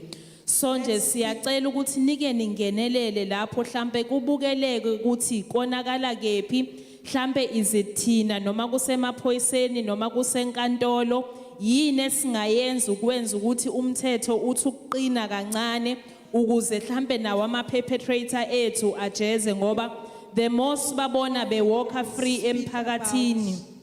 The matter of rape, because sometimes you find that the parents, they go and report the case at the police station, but it is so disappointing when the parents come back to us as the social worker telling us that the same person who did this thing, the perpetrator, is actually walking free in the community. Okay, masengiza kule parental responsibility siyajabula ukwazi ukuthi abazali banelungelo bobabili. Ngizocela futhi as much as benelungelo abanye abaningi bayalimisuza lelo lungelo uthola ukuthi bakhona abazali bobabili babantwana kodwa abekho responsible emntwaneni. If indlela ingakhona hlampe ukuthi uma abazali bekhona be irresponsible einganeni kube nama consequences mhlambe for leyo behavior yabo yokuthi bangabanakekeli abantwana bebe bekhona egcineni kosuku. I'm happy that actually both parents now, they have a law that says they can look after the kids. But can we have a law also that says the parent that doesn't take care of the kid, they should be punished because they're not taking their responsibility? Okay, mase ngiphinda ngiza kule parental responsibility towards abantwana bethu abakhubazekile. Sinama cases othola ukuthi uyawathola umntwana ukhubazekile, into abazali abaconcerned ngayo ukuthi umntwana athole idisability, but when it comes to ukumnakekela noma ukubhekelela idingo zakhe mawuthi uyalandela lokho akwenziwa. Nalapho bengicela kungenelele ekutheni abazali uma kukuthi unomntwana one disability futhi mhlawumbe uyamholela kulandeleleke ukuthi umntwana imfanelo zakhe uyazithola zonke yini. Also on the matter of kids with disabilities, the problem is that you find that the parents are actually happy to get a grant for those kids, but when it comes to looking care or taking care of those kids, they're not responsible for that. Can we indulge on that matter also and talk about what should be done there? Okay, okulandelayo mhlambe ukungenelela ku Department of Health sino mama abaningi kunezinsiza ezikhona for ukuthi umama mhlambe let's say status sakhe si positive ukuthi asizakale, kodwa we are still getting ama cases la abantwana bezala khona sezikhona insiza uthola ukuthi umntwana uzalwa still nasisifo okuyinkinga ngoba esabantwana bakhula benezinkinga ngenxa yokuthi uzaleke enalesi sifo. So siyacela ukuthi kuke kubhekelele, angazi noma funike kuyiwe ku Department of Health noma kuke kuqiniswe kubona omama bezethwele ekugcineni kosuku mhlambe kube khona nabo indlela ezoba strict kubona ukuthi mhlambe babhekelele izingane abazosithola ukuthi zikuliphi izinga. Also, I want to speak about Department of Health. Sometimes you find that the women who are actually pregnant, probably they have a certain disease. If maybe we can speak about that how can they be helped on those matters? Okugcina sengizohlala phansi ngiye kule issue yama teenage pregnancy.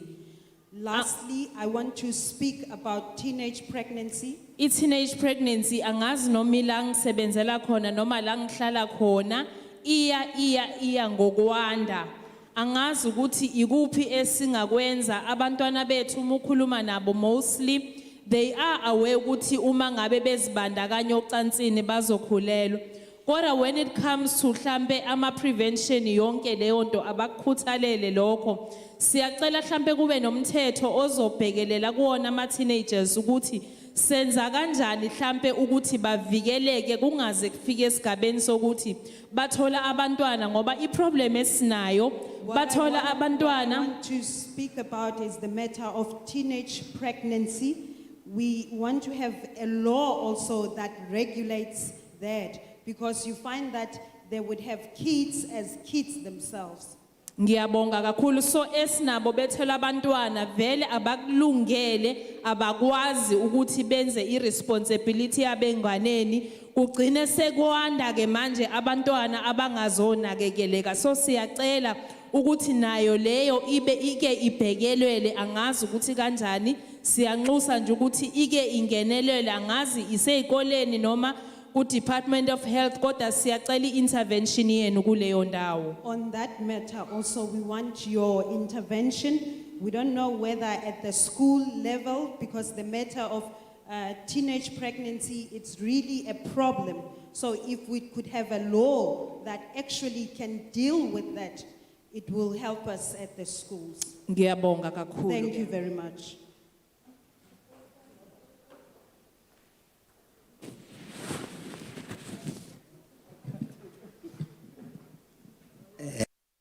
Thuba ngibingelele igama nguJozini ngwakwamkhize Let me take this opportunity to greet. My name is Jozini Mkhize.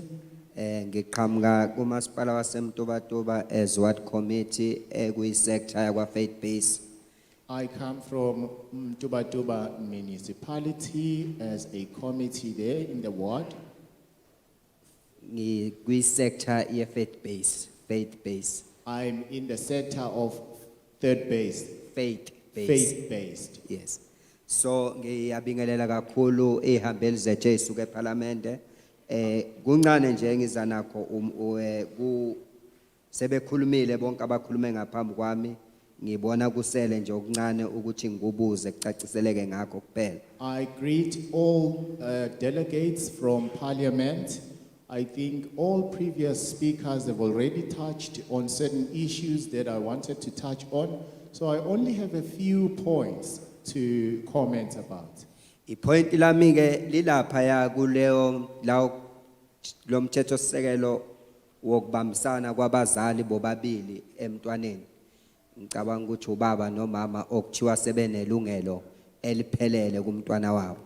The amendment that provides that parents, both parents, the father and the mother, should have equal rights towards the child. Before ngingene kuli point lami ngicabanga ukuthi iParliament lethu ngoba lila likhulume laxoxisana ngokwanele nobuholi bendabuko nobuholi bamasiko ngoba uma isithinta abazali bobabili kumntwana nesiko lisuke selingena lapho. I think before Parliament came to approach us to visit us here, I think they have discussed this matter at length.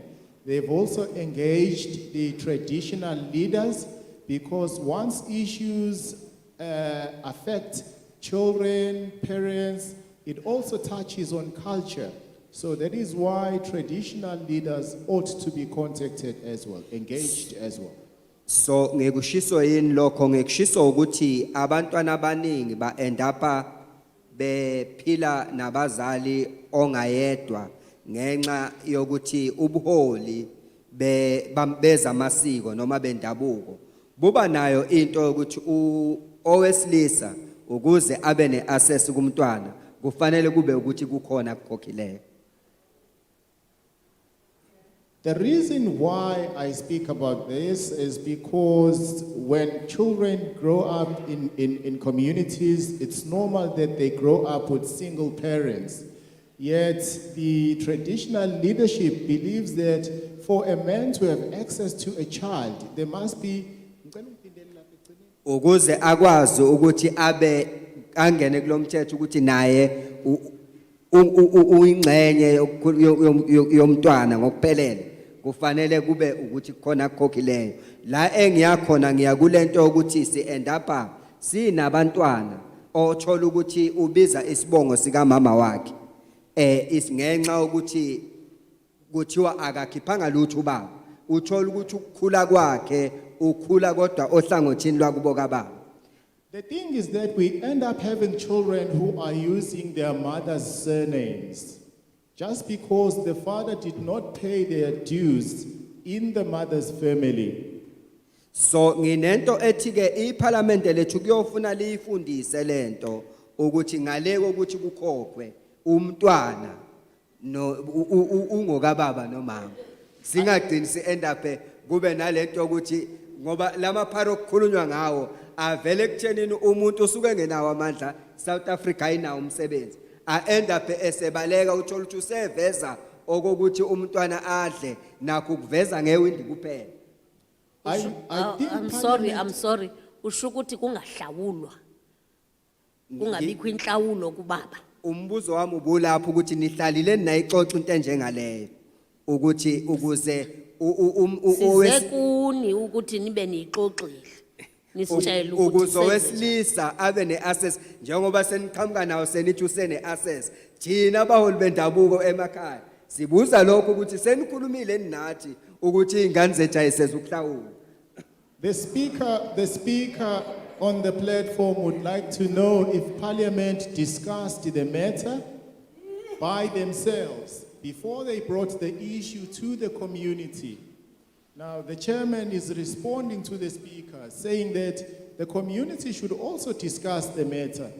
Now, the speaker on the platform is telling the chairman that the parliament should discuss this because now it ends up affecting the community. Children are having one surname because the father of the child did not pay their dues. Now, what the speaker is saying is that both parents should be granted equal access to the child, whether the father paid their dues or not. Yes, ngicabanga ukuthi njengoba ubuza nje mama lento isho ukuthi makade ngifunda la kuvela niyakuveza ukuthi mhlambe umuntu mangabe ukuthi akashadile kuyavela lapho ukuthi mawukuthi mhlambe kwazalwana endleleni, but nginayo ke lento ukuthi umthetho wenu ukubeka ngokusobala ukuthi ngisho ngabe kuthiwa abashadanga kufanele ingane ibe nama rights njengengane ezalelwe emshadweni. Umthetho ukubeka kanjalo. So siyafisa ukuthi asifundiswe kufundiswe nobuholi bethu ukuthi azingagcini lezi zinto ngoba yize ikhanda amapara. I just reiterate what is stated in the bill here in terms of the amendments that ought to be applied. That it says both parents should have equal rights to the child, whether or not they are married. So what I'm saying is that should be taught also to our traditional leadership so that they also understand it as it is stated here. All right, wena ke ola kulomhlangano ufanele uhambe manje uye ekhaya uyotshela bonke laba bantu bafundise lo mthetho uba understandise ukuthi kufanele kuhambe kanjani. Upropose ubeke ngaphambili phezukwetafula ukuthi naku oza nako abantu baxoxe lokho. I also put it to you, sir, that since you are here, you can hear what we are discussing here. Go and convey it to whoever that needs to hear it. Put it on the table. Have a discussion about it with them. Ngamanye amazwi omama uqondo ukungitshela ukuthi abaxoxanga kufuna kuphume nami kube yimina oyobatshela. So in other words, is the chairman telling me that they didn't discuss this? Now it has to be my responsibility to take it upon myself to go and convey it to them. Hayi angifuni ukuthi kube idialogue kube phakathi kwami nawe. Singaxoxa lokho phandle kwemeeting. Mari leyo kusikuzele la. Nina nila nifanele nihambe niye emphakathini niphethe lezi impepha nihle niye nakubo ukuthi nibabonise ukuthi kuhamba kanjani. It's interesting, yes, ingihlekisile uyabona nomuzi nje uvele wahleka makuthiwa hayi kungakhokhwa manje boniswane. So I'm sorry nokuphazamisa. I'm not supposed to do that. No, I don't want it to be a dialogue between me and yourself. Perhaps we can discuss it outside of this forum. All I'm just saying is that all of you, everyone who is here, just go out there to the community and spread the word there. It's just that when I heard you saying like people should not pay for damages, you heard people, everyone laughed because it is something that is like not normal in the community. Cha, ngicela ukuthatha ithuba ngibonge bengingathi ngasekugcineni uma kuukuthi izinto ezinjalo kungaedwa kuwo umthetho sisekelo ukuthi no more payment makufanele kube ukuthi no more payment. Mawukuthi kunesamba esikhokhwayo kufanele kuvele ngoba phela umthetho sisekelo lo ozoshicilela. Abanye abafowethu ngempela banenkinga njengaleyo. Mase ngizohlala phansi nje kuyenzeka uthola ukuthi umntwana uzalwe intombazana. So ezelwe intombazana kwase kuba ukuthi ngenxa ukuthi akakwazi ukumbiza ngesibongo sikababu wakhe because ngoba bahlangane nje endleleni. So uma ezalwe sebizwa lesibongo bese yashona untombazana ekhaya. Ingane sisele nomalume. Omalume mase kufanele ishayele iID akasekho mama. Ila isihlangana khona ke nezinkinga ke manje. Sekutholakala ukuthi kufuneka lo wababa ongakazi azavele kwayesekuqaleni ngenxa ukuthi wayengakazaziwe ngisho la ekhaya. Ilezo zinto kufanele siyilungise. Amen. Siyabonga. In conclusion, all I'm saying is that anything that is being proposed must be included in the act. If the father must pay for damages first before he qualifies to get access to the child, that must also be stated in the law. The problems that we have is that you find that two people are dating, they are not married, and then when the child is born, the child is using the mother's surname. At a later stage, the mother dies. The child is using the mother's surname. Now, uncles of the child are taking care of the child. Now, it becomes a problem when IDs and birth certificate have to be acquired for that particular child who does not have a mother, but yet is using a mother's surname.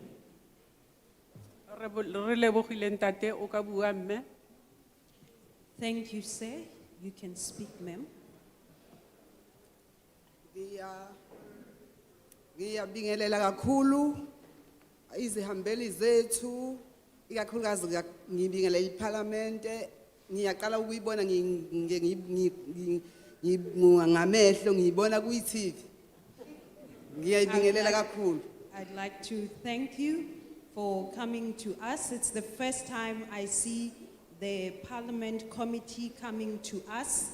I want to greet you. Thank you very much. Nginguthi imdluli uthisha wase crash. I'm an ECD teacher. My name is Tim Dluli. Sengisebenze iminyaka ethi ibheke emashumini amabili nguthisha wase crash. I've been working at the ECDs for about 20 years. Njengothisha wase crash ngisacela ukubuza ukuthi iParliament thina njengobothisha isibhekelela sigcine kuphi nathi. I just want to ask from the Parliament that as the ECD teachers, how do they help us? To which extent do they help us?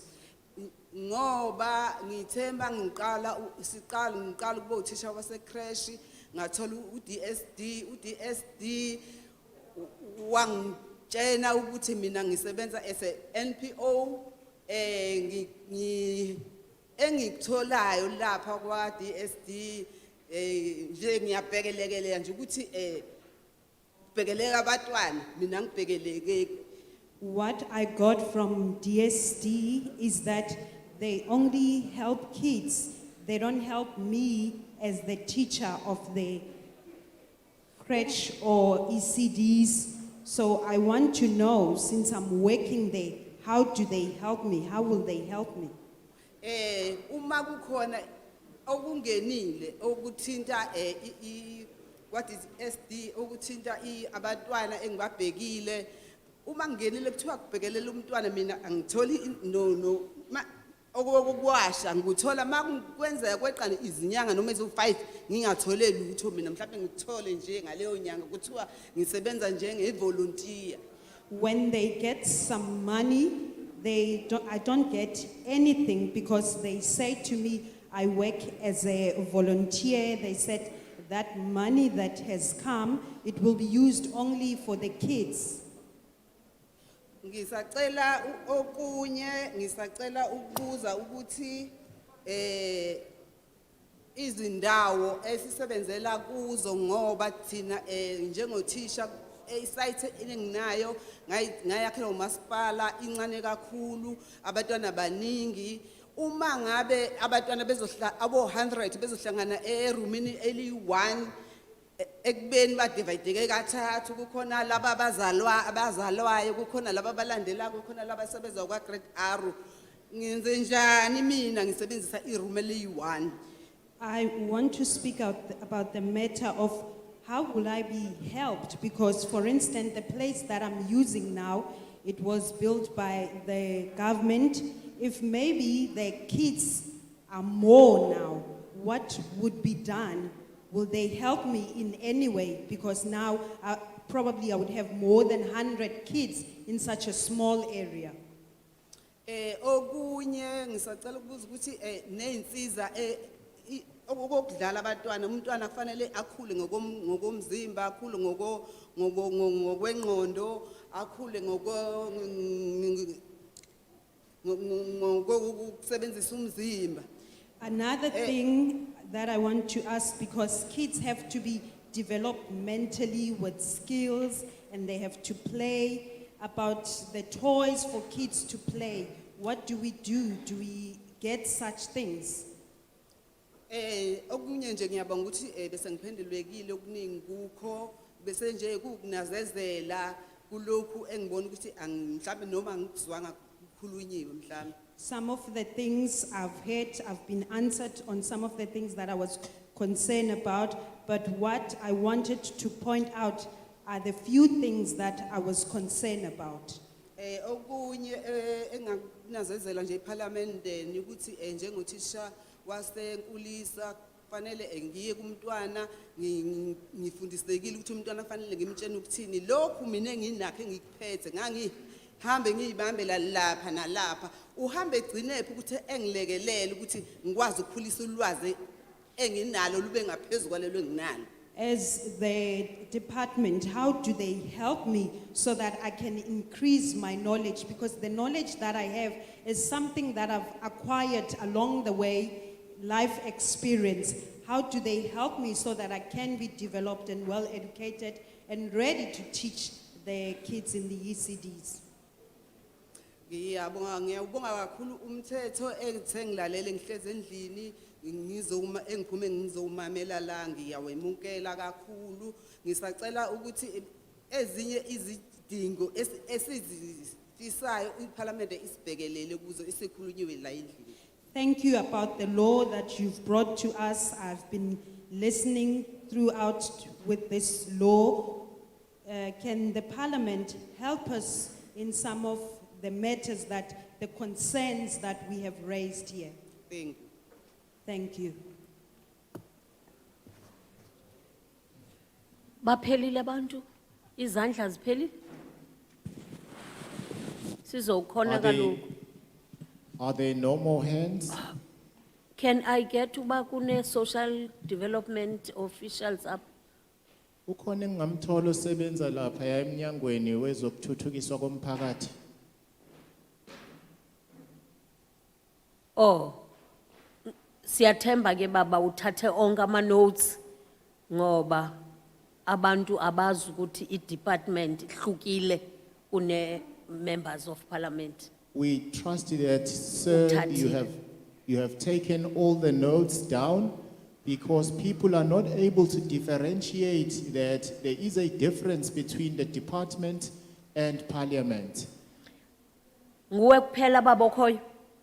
Are you the only social one? Development? Uphi apha ama colleagues angiwaboni mina. Are you the only Sicela one? nje izandla. Please show your hands if you are from social development. Oh.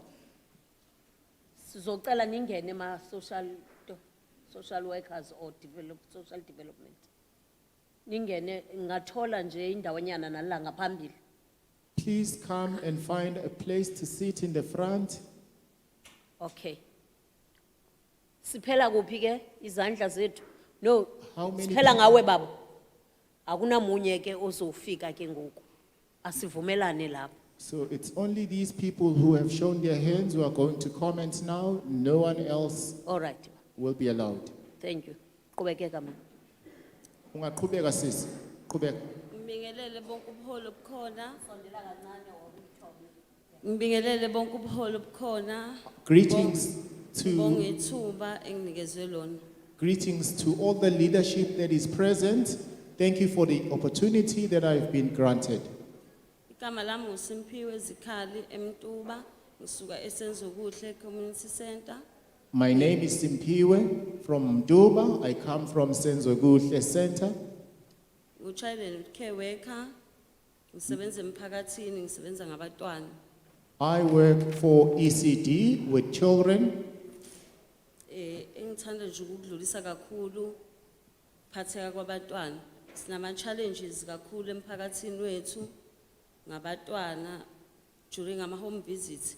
Masenza ama home visits sithola abantwana abangenazo itifiketi abangayitholi i-grant nabanye abaphila no disability uthothe omunye akaholi abanye bahola but abayi esikoleni sebeze baba badala bengayanga esikoleni. When we conduct community visits, community home visits, we encounter various challenges that are facing children, that of not having birth certificates, that of not receiving grants. Abanye bagcina bengasavumelekile nasesikoleni. Ema-primary bebevuma njengamanje abasavuma ukuthi umuntu ongenaso i-certificate ezesikoleni. Njengo-child and care workers siyazama ukuyobacelela esikoleni sixoxisane no-social worker ebhala incwadi siyisesikoleni thina ama-child and care workers bebavumela abantwana kusene-process yokuthi sibazamela ama-certificates. Some of these children are not even accepted at schools due to not having birth certificates. So as child care workers, we try and intervene with social workers in order for these children to be accepted at schools.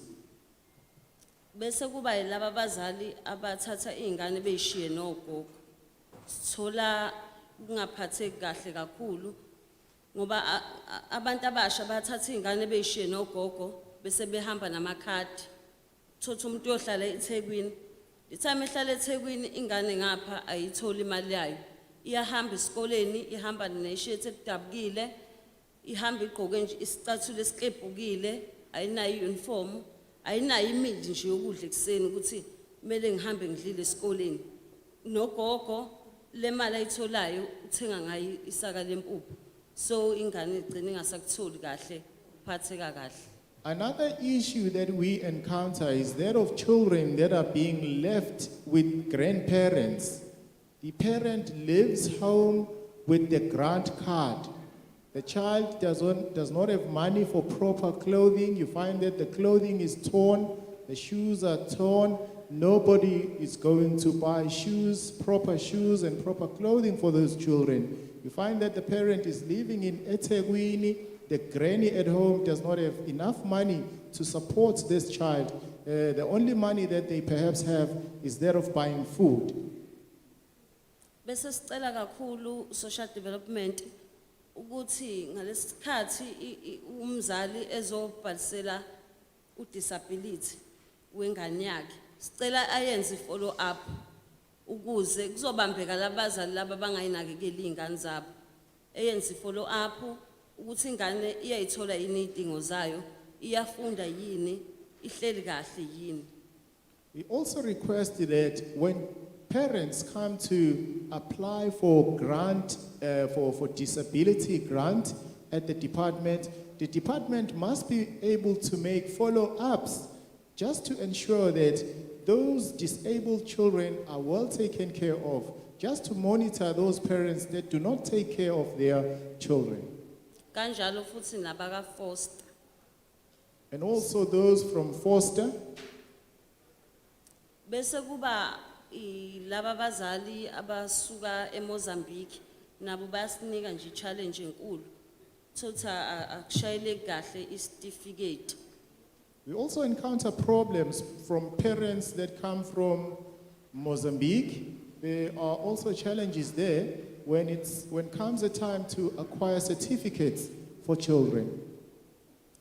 Bese siba nale enye futhi challenge eba khona kuma home affairs.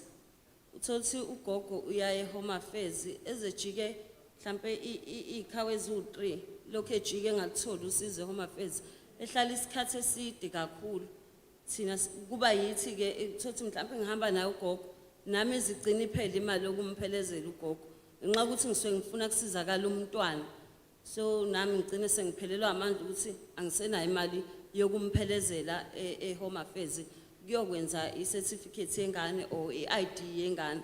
Siyacela nje ukuthi mhlambe uHome Affairs kwesinye isikhathi aphume ezemphakathini at least kabili onyakeni aphume nje ezemphakathini oyakhele ukuze kuzosizakala umphakathi. Another issue is that of the home affairs. There you find that the granny is going there maybe 3 times and is not getting assisted. Is getting sent back all the time he gets there to get a certificate or an ID for a child. So we are really pleading with parliament members to assist us with that, to get these home affairs staff members to sometimes visit communities, maybe twice a year, so that they can be able to be accessible and assist community members. Ngibonge ithuba engitholile bese ngicela Nkosi yami nathi besisize thina lokusaqala since 2013 still namanje salokhu kuthiwa stipend sacela ukubuza ukuthi alukho mhlawumbe usizo labanga esingasizakala khona thina nathi kuthiwa hayi sesi permanent njalo nje lokusakwabe stipend kusukela since 2013 17 December lokhu kuse stipend nje imali esiyitholayo. We also need help. You know, I've been working as a child care worker from December 2013, and we are only getting a stipend. When are we ever going to be permanent and get a permanent job and work? We also need help, but I support the bill. Thank you for the opportunity.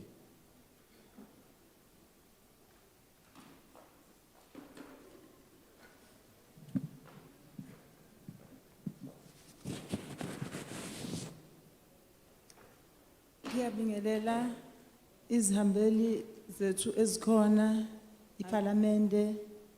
Siyabonga kakhulu. Siyabonga kakhulu ukuthi iParliamente lisihambele nokuthi nje sinenhlanhla ukuba ingcenye namhlanje. Usamukele Buthelezi eMtubatuba osuka kwi Women's Forum yakhona eMatuba. Ngiyabingelela ke nawo zakwethu. I would like to greet everyone. My name is Samgel Siwe. I'm from Mtubatuba. I'm very happy that the Parliament has actually come to us today. Ngiyakweseka kakhulu zonke iphakamiso nencomo esezenziwe ozakwethu. I support everything that has been said by my colleagues and the ones prior to me. Nomthetho sivivinyo oyisichibiyelo somthetho sisekelo wabantwana ngiyaweseka kakhulu.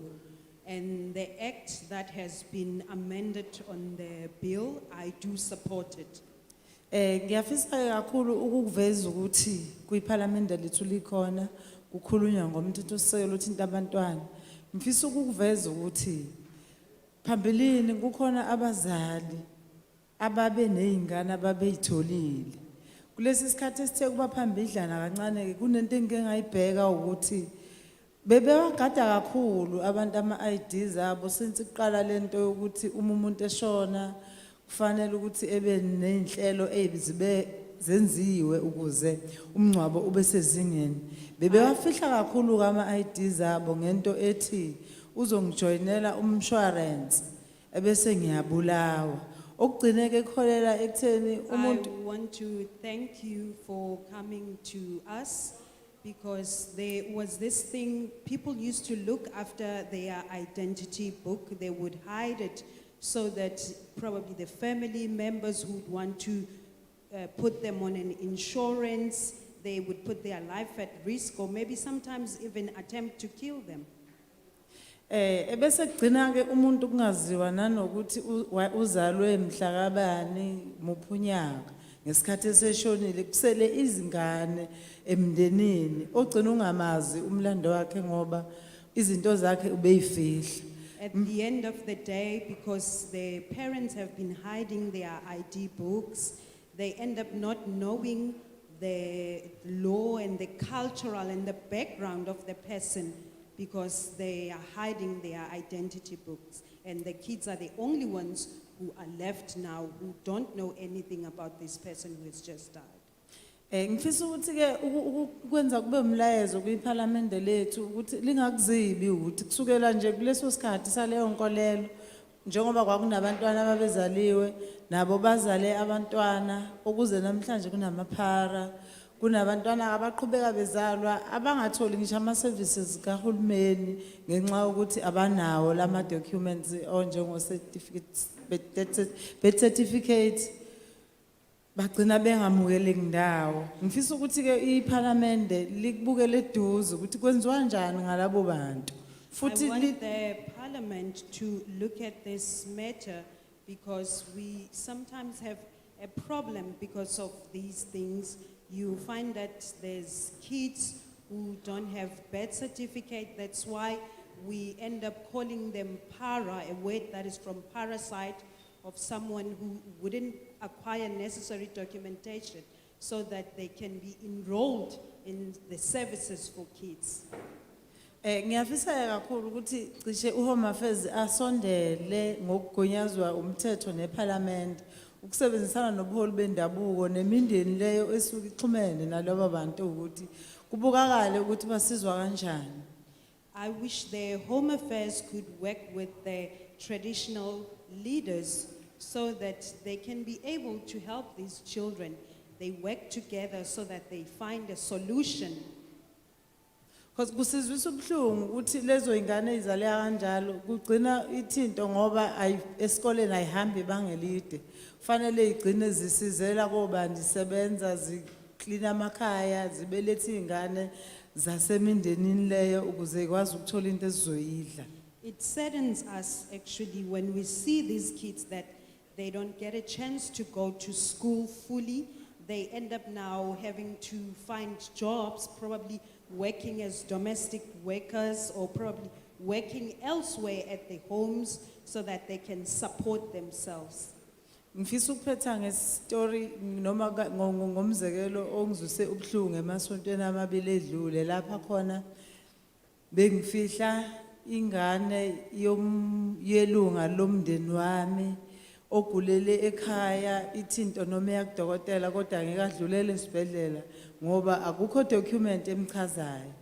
I want to tell you about an illustration of a child who is a friend of the family who had died actually. The sad thing is that this child didn't have any documentation because they had nobody who would help them to get these documents. Kuthe makufika ke isikhathi sokuthi uyashona kwaze kwabe ngazathi kumnandi ukuthi kwangcono washonela ekhaya uzovele avuke angcwatshwe ngakusasa ngoba kube beshonele endleleni noma okanye esibhedlela yini obekuzobe iphethwe umuntu othi lo mzimba ubelonga kuyena. They actually, it seems as if they were happy because the child actually died at home, because it would have been a problem if the child died at the hospital because they wouldn't have any documentation. Nobody will be able to claim the body from the hospital and say, this is the body of my child. Ngiyafisa kakhulu ukusho ukuthi bakhona baningi ngisho asebe ngabantu abadala abanye kufanele ngabe bahola impesheni bakhona eindaweni sinabo ike uzuthi umbuzo uma engathiwa ulimala lapha emgwaqeni ubani oyoba nelungelo lokuthi lo mzimba owami ngiyawuthatha since kungekho lutho olukhona olumshoyo ukuthi ubelonga kubani. Ngiyabonga. We have a lot of people who are like that, who don't have any documentation.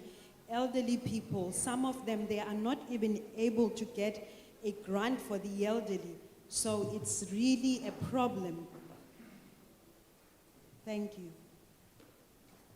Siyabonga ba. Thank you. Sanbonani. Good day. Ome phambi kwenu uSindi Mpamali osebentela inhlangano uzisize Educational Trust obased eNgwavuma. Siyabonga Parliamente lethu ukukhombisa ukusithanza nathi nisivakashele nifike la eJozini. Siyakubonga kakhulu lokho. My name is Cindy from Gwavuma. I work for the organization called Jozini. We are very happy to have Parliament members visit us here. Okwami ukuphawula sekutoba kufishane ngoba lokuningi umphakathi sokuthintile sekufishane nje lento khuluma ngako. I'm going to be brief in my comments. My previous speakers have already touched on certain issues that I wanted to speak about. Parliament siyabonga la ngoba sisebenta ngomphakathi uye uthi uma uhambela umphakathi uthole inkinga letahlukahlukene ngitokhuluma kakhulu ngicile ku ECD uthole abantwana abekho esikoleni basemakhaya uthi uma ucheck ukuthi ungani abantwana bangayanga kwi special school so siyakubonga ukuthi kugcine uhulumeni wethu ekubonile ukuthi laba abanaphila nokukhubateka bagcine bangenile einkulisa. Sometimes we conduct community visits and we find certain children sitting at home and not at school in ECD level schools. And when you ask the parent as to why this child is sitting at home, and then they tell you that the child is not accepted at ECD school. Esicelayo uhulumeni wethu ukuthi kube nabothisha mhlambe abawu4 noma 3 ngoba uma ufika uthola ukuthi abantwana abawu40 eklasini uthisha uyi1 kumele abhekelele bonke labantwana abawu40 eklasini ukuthi mhlambe azama ukuthi asitshalele othisha angazi ukuthi bathi xaxa ezikoleni bese kuthi laba bese kuba khona laba abazodila nalaba abane disability nabo ba trainwe kube khona tisita kusebenta leto basita ngoba uma ubheka umudila nabantwana abane disability abawu10 uma ubheka kuphendulwa ngazo abantwana abawu40 badinga isikhathi lesiningi esanele so siyacela ku parliament lethu ukuthi baba train kube khona futhi nezinsiza kusebenza eziqondane nabo exactly ukuze kutokwati ukuthi kusebenteke. We request Parliament to increase the number of teachers at ECD level, especially for schools that have children with special needs. Sometimes I can say that perhaps it could be 3 or 4 teachers because you find that there are 4 children at school, but yet there is only 1 teacher to look after all of them. They need more time. We need as teachers who are specifically going to be dealing with children who are living with disabilities, who have got special needs, because 10 children of those seem like 40 children. Okunye ngathi kungahlala kungagcini khona ema crash ngathi ngachubeka kuye kuma preschool ngoba bagcina sebahlele emakhaya bangathi bangabo abakhona othisha abatrainwayo kuma preschool angathi umntana asacedzile esikoleni abese uyabuyela emuva futhi ayohlala ekhaya ungathi nakhona kungachubeka ba train othisha abatosita abantwana. Ngiyabonga. This should not only be limited to ECD level, it should also be applied at higher primary schools, and teachers must be capacitated to be able to look after these children. Thank you.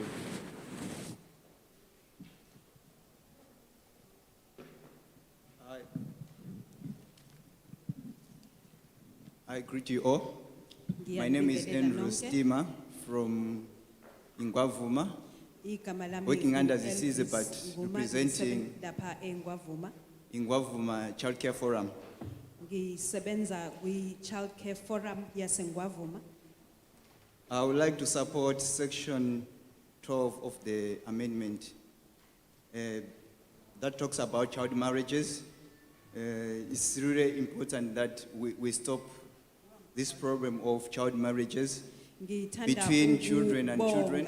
Mayelana nesichibiyelo somthetho okukhulunywe ngaso lapha mayelana nokuphoqwa kweingane ukuthi ishade zisencane. Yeah, these marriages may be between a child and a child or a child and an adult. Lokushada kungaba phakathi kwengane nengane noma ingane nomuntu omdala. Yeah, one thing that I've seen is that when maybe a child is pregnant, there may be provisions by the family to get the damages, and this may increase the chances of the child getting married. Inkinga enkulu kakhulu ukuthi uma ingane isikhulelwe abazali bafuna isinxephezelo noma okuthile ukuze lokhu kusulwe. At the results, you may find that we really need to work with the traditional leaders, work with the families so that they understand that even if a child is pregnant, there's no need for the child to get married. He can still have the child and go back to school, even if the damages are paid. Ngisho noma kuye wakhipha isinxephezelo esithile, kubalulekile ukuthi ingane iqhubeke iye esikoleni ngoba sibonile ukuthi uma kungasetshenzwa nabaholi bendabuko lokhu kungakwazi ukuthi kulungiswe ingane iqhubeke ziye esikolweni. I also support section 21 and section 22. Futhi ngisekela isigatshana 21 nesigaba 22 salomthetho. I believe the child belongs to the father and to the mother, and the responsibilities and the rights that are given to the mother should also be given to the father. Nginomuzwa ukuthi ingane eyabazali bobabili futhi ilungelo elinikezwa umama kufanele kube ilungelo elinikezwa nobaba. And you can see when a child is growing up, you end up really wanting to see the father and have a bond between him or her with the father. And if we deny the fathers this responsibility and the rights, we will find that we are breaking that bond that they may need in the future. Kuyaye kutholakala ukuthi ingane kamuva ziyayihambe ziyofuna obaba bazo ngenxa yokuthi ziye zavinjelwa ukuthi kungabi nobuhlobo phakathi nobaba futhi lokhu kubanga inkinga enkulu ukuthi lobo buhlobo abuzange bube khona kamuva ingane zifuna ukuba nalobo buhlobo sezindala empeleni.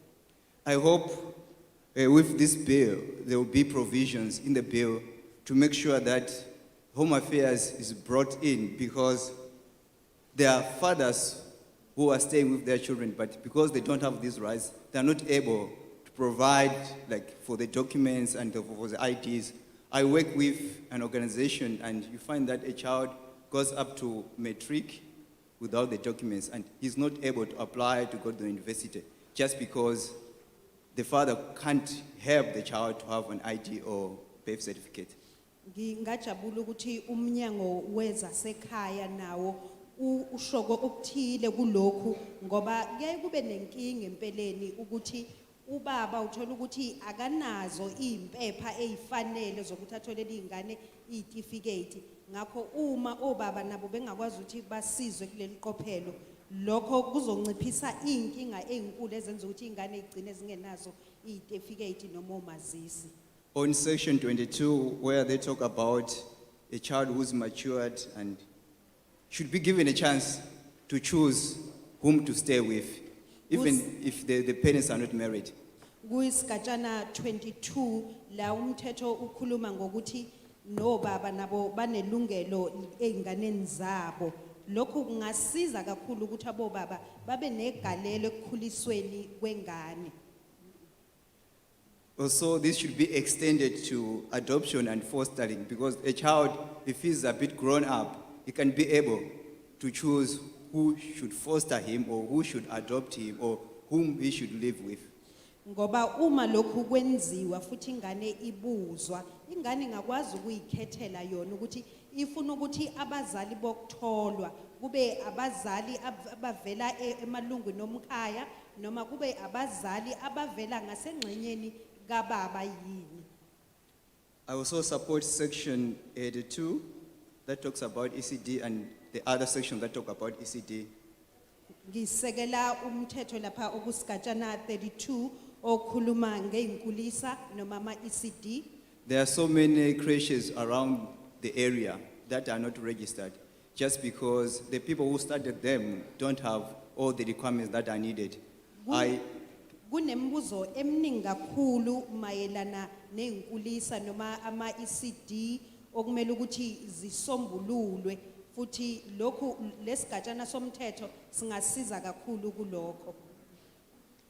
Yeah, so you find that they may have those papers or not enough papers, but they're not able to open up properly for them to get assistance from the government. And I really support that the municipalities should be there to support these old ladies or these people who have got this need of helping other people through ECD. Ngiyajabula futhi ukuthi lo mthetho ukhuluma ngawo ama-ECD ngoba ungakwazi ukuthi usize abantu abanalezi inkulisa noma ama-ECD angabhalisiwe kahle noma abangenazi impepho ezifanele ukuthi bakwazi ukuthi basizwe umasipala ukuze bathole impepha ezifanele. I also support section 234 that talks about adoption. Ngisekela umthetho 234 okhuluma ngokuba nengane yokutholwa. I believe even relatives who have stayed with a child for a long time should also have that chance to adopt the children of their own relatives. Ngicabanga ukuthi nezihlobo ke ezihleli nalengane engenabo abazali kumele inikezwe ithuba lokuthi uma zifuna ukuthi zithathe lengane njengengane yokutholwa zinikezwe ithuba elinjalo. Then that part of that talks about adoption agencies. Yeah, it's really difficult for people, maybe from the villages, from those who don't have money, to get the chances of adopting other children, to adopt children because they don't have the money to pay the adoption agencies. I think if the part is given to the social workers with DST, it will make it easier for people who don't have money to do adoption. I thank you. Ngicabanga ukuthi uma kunganikezwa nabantu ukuvela lapha emkhandlweni wo usiza ukuthi ingane kube eyokutholwa kusekelwe uDSD nemkhandlu yezingane lokhu kungasiza kakhulu ngithanda ukuthi nginibonge. Siyabonga kakhulu. Thank you very much. Asicele ke social development officials aze ngaphambili ahlulelana ngemibuzo. Sicela umnyango wezokuthuthukiswa kwabantu kube wona oza ngaphambili uzohlukaniselana ke wona ukuthi uzophendula kanjani imibuzo babe lapha phambi kwethu bakwazi ukuthi basihole. Izela ngaphambili baba nangumboko. Ungeza lapha ngaphambili baba. You can come in front please sir.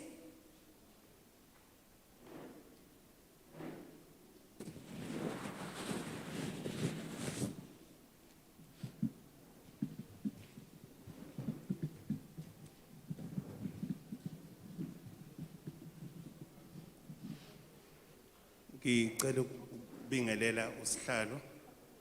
Let me greet the chairman. Amalunga onke eParliament ngizocela ukumixa And all members of parliament. nesingisi. I will be switching codes between isiZulu and English. Ubonkosi Gumede, udirector waseMkhanyakude district. My name is Bonkosi Gumede, umqondisi wasesifundeni saseMkhanyakude, Social development. umnyango wezokuthuthukiswa komphakathi. I'm with colleague Uneli Tusi from the provincial office, social development, sitting behind me. We are going to respond. We are going to try to respond to some of the issues as a team. Ngihamba noNeli Thusi ohlele emva kwami uvela eminyangweni wezokuthuthukiswa komphakathi esifundazweni sizozama ndawonye ukuphendula ke yonke imibuzo. Ngithanda ukubingelela umphakathi. Ngicabanga ukuthi imibuzo eminingi evelayo la iveza kakhulu ukuthi kunolwazi ekufanele siluthole mayelana nenhlelo zika social development nenhlelo ezenziwa uHome Affairs. Sibheke ke ukuthi izinqinamba eziningi ezivelayo udaba lokubhaliswa kwezitifiketi uHome Affairs. Ekugcineni ngizonikeza inamba kamqondisi wakwaHome Affairs okhona esifundweni sala edistrict. Most of the concerns that were raised during this hearing showed that there is lack of knowledge in terms of the services that are provided by the Department of Social Development. So we will be responding to that, and we also took note that some of the issues are dealing directly, have to do directly with Home Affairs in terms of birth certificates and IDs. In conclusion, I will provide a contact number for the director from Home Affairs who can be contacted for more queries. Social development, responsible ngoku implementa Insurance Act here. Sicele bonke abantu abakhulumayo basusa ama-mask. Ngoba masingakuvaka kakuhle sijonga apha kwi-lips. Sithelekelela ukuthi noma ufuna ukuthi. We request all speakers at the platform to take off their masks so that we can hear them properly. Njengomnyango ukuthuthukisa komphakathi siqondene ngqo nenhlelo ezithinta abantwana ngokulawulwa ke umthetho yokuphatha abantwana. As the Department of Social Development, we are responsible for children and all services that deal with children directly. Siyasebenza ke neminyango ehlukahlukene, Department of Health, Department of Education, Home Affairs, Justice, Municipality, neminye iminyango ekhona nama forum akhona emphakathini, sine child care forum, sine NPO forum. Ngiyajabula ngoba phakathi kwethu sinamalunga ama forum lapho okuningi esikwazi ukuxoxa khona, esichaza khona izinhlelo nokuthi uma umuntu enema issues athile sikwazi ukuthi simlekelele kangakanani njengama social work nomnyango ukuthuthukisa komphakathi. We work with different departments and forums, Department of Health, Department of Education, Department of Justice, and many other various forums. We convene meetings where we discuss issues that are faced by the community in order to give indications as to where services may be obtained or any assistance that is required may be obtained. Sizocela ukuthi ukhona okhulume nge-clearance ku part B lapho khona isuke sibheka khona bonke abasebenza nezingane ukuthi abakaze bazimbandakanye yini ezintweni ezithile ezingafaka ukuhlukumezeka nokuboshwa.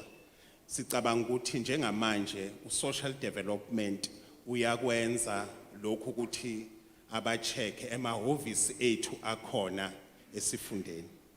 The issue of clearance that was touched on in terms of part B that deals with people who work with children, that they ought to be investigated in terms of their record and history to ensure that they are proper people to work with children.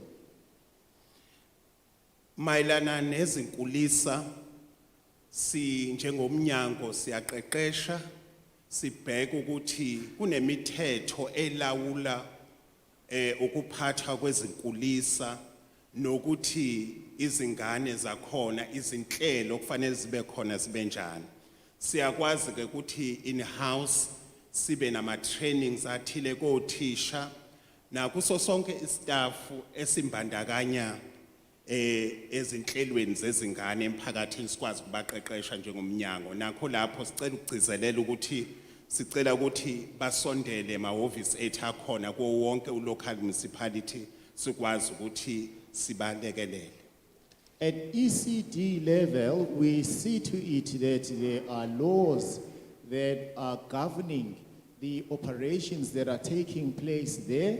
We also make sure that staff members and teachers are capacitated and trained in order to know what is expected of them in such an environment. Siyazi ukuthi uma sikhuluma ngodaba lwabantwana kuthinteka ukuhlukumezeka kwabantwana okunye okwenziwa ngokuthi izidakamizwa zinyukile emphakathini esiphila kuwona. Sinenhlelo ke njengomnyango esiqwashisayo mayelana nokusebenziswa kwezidakamizwa nalolo daba sibheka ukuthi singasebenza ndawonye njengama forum NPO iminyango ehlukahlukene ukuze sikwazi ukulekelela uma sithola udaba oluthinta ukuhlukumezeka kwezingane. Okunye kubalulekile ukuthi sireporte uma sithola izindaba ezimayelana nokuhlukumezeka kwezingane, kungaba ukuthwalwa kwabantwana, kungaba ukuhlukumezeka ngokwemizwa, kungaba ukuthi abantwana badlwengula njalo njalo. Sithi ke njengomnyango sikhona sizocela ukuthi umphakathi usondele kithi ukuze sikwazi ukuresponda kuma issues related to child abuse and child trafficking. When we deal with the issue of children, we know that there is also an issue of child abuse, and in many cases, substance abuse matter is involved in that. So we urge all community members to report such matters, to bring them to the attention of proper authorities so that these can be addressed. It can be issue of forced marriages or issue of any abuse of any form. Please ensure that you report these. Ukubhaliswa kwezinkulisa kwenziwa umnyango wezenhlalakahle. Kunezinkulisa ezingabhalisiwe, sizocela ukuthi nisondele emahhovisi ethu ukuze sikwazi ukubheka zonke izinkulisa ezingabhalisile ukuze sikwazi ukuzibhalisa ukuze zonke izinkulisa zibe semthethweni. All ECDs are registered by the Department of Social Development. Please come forward and ensure that all ECDs in the area are registered accordingly. Mayelana ne-adoption. Baba. Konje uyabaphendula kahle kahle abantu. Labantu babuza lemibuzo yabo ne-concerns zabo uyabaphendula kahle kahle. Are you responding to the questions that were raised by community members?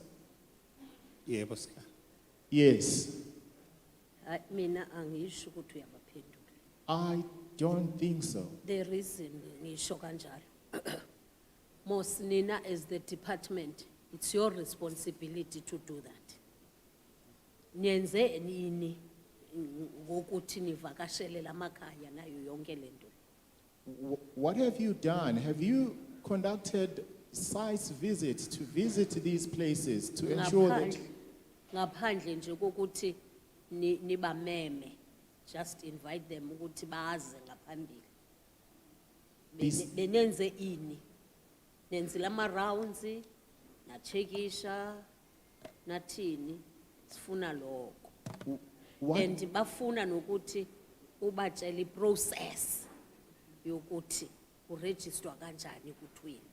Ayuthi nje izani ngaphambili nonke nina nibulakeleka imithwalo. Uyalazi sosahluka eBhayibhelini sithi izani ozani nina nibulelekayo imithwalo. Ngoba utsho ngoku. Mina I thought uzobatshela ukuthi when you register so that is expected. Jena na jena na jena. Uyayibona. Anikakazwa nale number yaka lo umbuza ukuthi umuntu mayefuna ukuregister abantwana bathi angithi umuntu eregister labantwana before no home affairs confirm ukuthi so fanele i-social workers zibe ne-recommendation eziyenzayo nazo andithi na zizinto that abantu that would like uzishare nabo ngoba uzabanikeza le number kangqongqoshe okanye umuntu ophezulu senior person uzabahoya uzoyithatha ifone except urefere kuwe kule department yaka social development ukuthi bahlangane no so and so a recommend after kwenziwe investigation kwachekisho ngiyacela baba orike lezi ungakabi sure ukuthi ungaziphendula kanjani ngcono uziyekele sizophendula thina asisiyo department thina must remember asiyo department thina sijonga nina department ukuthi niyawenza lo msebenzi enifanele niwenze na ngihlala phansi ke. My question is that are you as the department doing your work? I hear you are urging the public, the community members to come forward and register, to come to you. Have you gone to them? Have you visited these communities in order to help them? Even on the point when you said you are going to give them the number of the director of another department, I don't think that is a good idea. Do you think he will, when they phone him, do you think he will perhaps pick up the phone? Unless you give them a contact person of your department and you refer them to them, not a person of another department. So I'm not thinking that you are actually doing your work. Ngiyabonga. Thank you. Yes. Nikeza omunye ke. Uzophendula sesi. Are you going to respond, ma'am? Can we request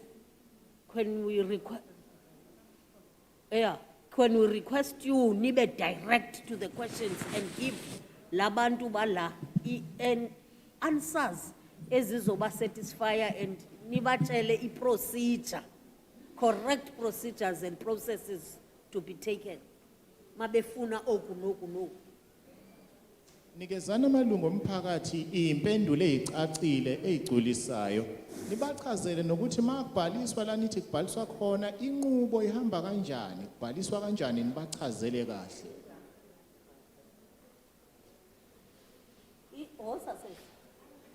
Come forward, please.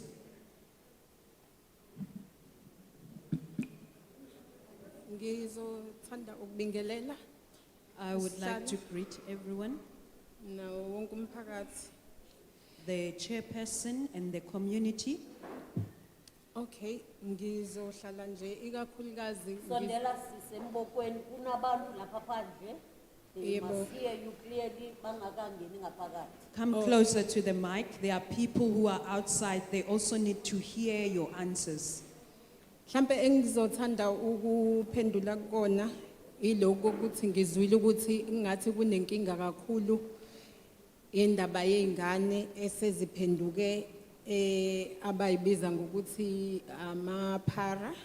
I would like to answer on the matters of the kids that they call the paras. It's a word from parasite, the kids who are out of control. Engakusho ukuthi i-department sinazo indawo la ingane engasizakala khona ezinenkinga yedakamizwa. What I can say as the department is that we do have a place or an entity where we can help kids who are dealing with the problem of substance abuse. Firstly, we also do ama-awareness kuma-communities ukuze sazi ukuthi ingakanani inkinga. Firstly, we do awareness on the communities so that we can see how bad is the situation. Bese mangabe sesitholile ukuthi nazi ingane siyayithatha ingane ezama social worker ihambe iyo assesswa udokotela kube nencwadi econfirmayo ukuthi ama drugs ase affecte kanjani kangakanani umzimba wayo. After that, we conduct our awareness and we will take the child to the doctor so that the doctor can examine this child to see how far the drugs have affected the child. If isimo sayo ingane kubonakala ukuthi sesibhedi kakhulu ngeke isakwazi ukusizakala ngaphandle kunama facilities afundwe yi-department amanye afola under uhulumeni la ingane zigcinwa khona zi-attend program depending on the need uthola ukuthi enye 1 month enye kuba 3 months la kwazi ukuthi isizakale khona zize igcine sizeyekile ukusebenzisa ama drugs. If we see that the child actually is deep into drugs, we do have a organization that is funded by the government where we are able to help such kids so that they can go through rehabilitation and they can be thoroughly helped and they can stop using the drugs. Okay, okunye umphakathi ukhulume ngokuthi sekube nenkinga enkulu yokuthi sekukhona abantu baqale baba nenkinga bafisana ne-HIV kwaphinde kwazoba inkinga leyo ukuthi ingane ayisenabo abazali njengamanje due to i-COVID. Also, the community, they spoke about a problem of kids losing their parents due to COVID-19 or HIV positive. Masicele baba kamsondezele imic. Guidance iye kuye ngcono. Uthobe kancane. Can you come closer Okay. to the mic? I-department, Lale. Buka laba bahlezi ngaphandle badonsa inhloko zabo bayafuna ukubona abazwa and uyayishiya imic and then uyamove. Just talk to the mic. There are people who are actually sitting outside who want to hear you, but you keep on moving away from the mic. They want to hear what you're saying. okay, i-department iyakwazi ukuthi isizeke izintandane lezo intandane sinazo indawo siyabheka sihambe ama-social worker khona wona kama-ofisi ayahambe esikoleni athole i-information about ingane esikoleni aphinde aye ekhaya ukuyo-interviewa abasuke behlala nengane if ukuthi kuyabonakala ukuthi ingane ngeke isakwazi ukuthi ihlale kulelo khaya for isikhashana leso esincane iyakwazi ukuthi siyithathe kwi-province as a whole As the department, we are able to help orphans so that they can be helped. We go to the homes, we go to the schools to see the situation. If maybe we go to the homes and see that the environment is not conducive enough for the child to stay there, then we are able to help from that level. Sinama child and youth care centers la ekuhlala khona ingane awu-64 la ingane ihlala khona up until ama-social worker abesebenza nomndeni mhlambe kuze kube ukuthi kukhona omunye mhlambe wabafowabo ukwazi ukuthi akhule akwazi ukuthi ingane ibuyisele back mangabe kuwukuthi sezokwazi ukuthi kube khona oyinakekelayo ekhaya. We have child and care centers, about 65 of them, where we are able to help the kids so that they can be rehabilitated, maybe they can go back to the community, or probably some of the family members can take the kids back and look after them. Mangabe ukuthi ingane sengakwazi ukuthi ihlale ekhaya noma isingesenabo abazali ama-social worker ayakwazi futhi ukuthi ingane a-assess family makukhona umuntu okhona ekhaya ongakwazi ukuthi ayinakekele siyawa-assista ukuthi kulethwe ama-documents bakwazi ukuthi ba-aplayelwe i-foster care grant bahambe baye social worker bhale umbiko mayelana nesimo sefamily bese ingane zithola i-foster care grant. We are also able to help the kids so that we could help their families to be able to obtain a foster care grant, and they can take the child back to the family and be able to look after that kid afterwards. Okay, okugcina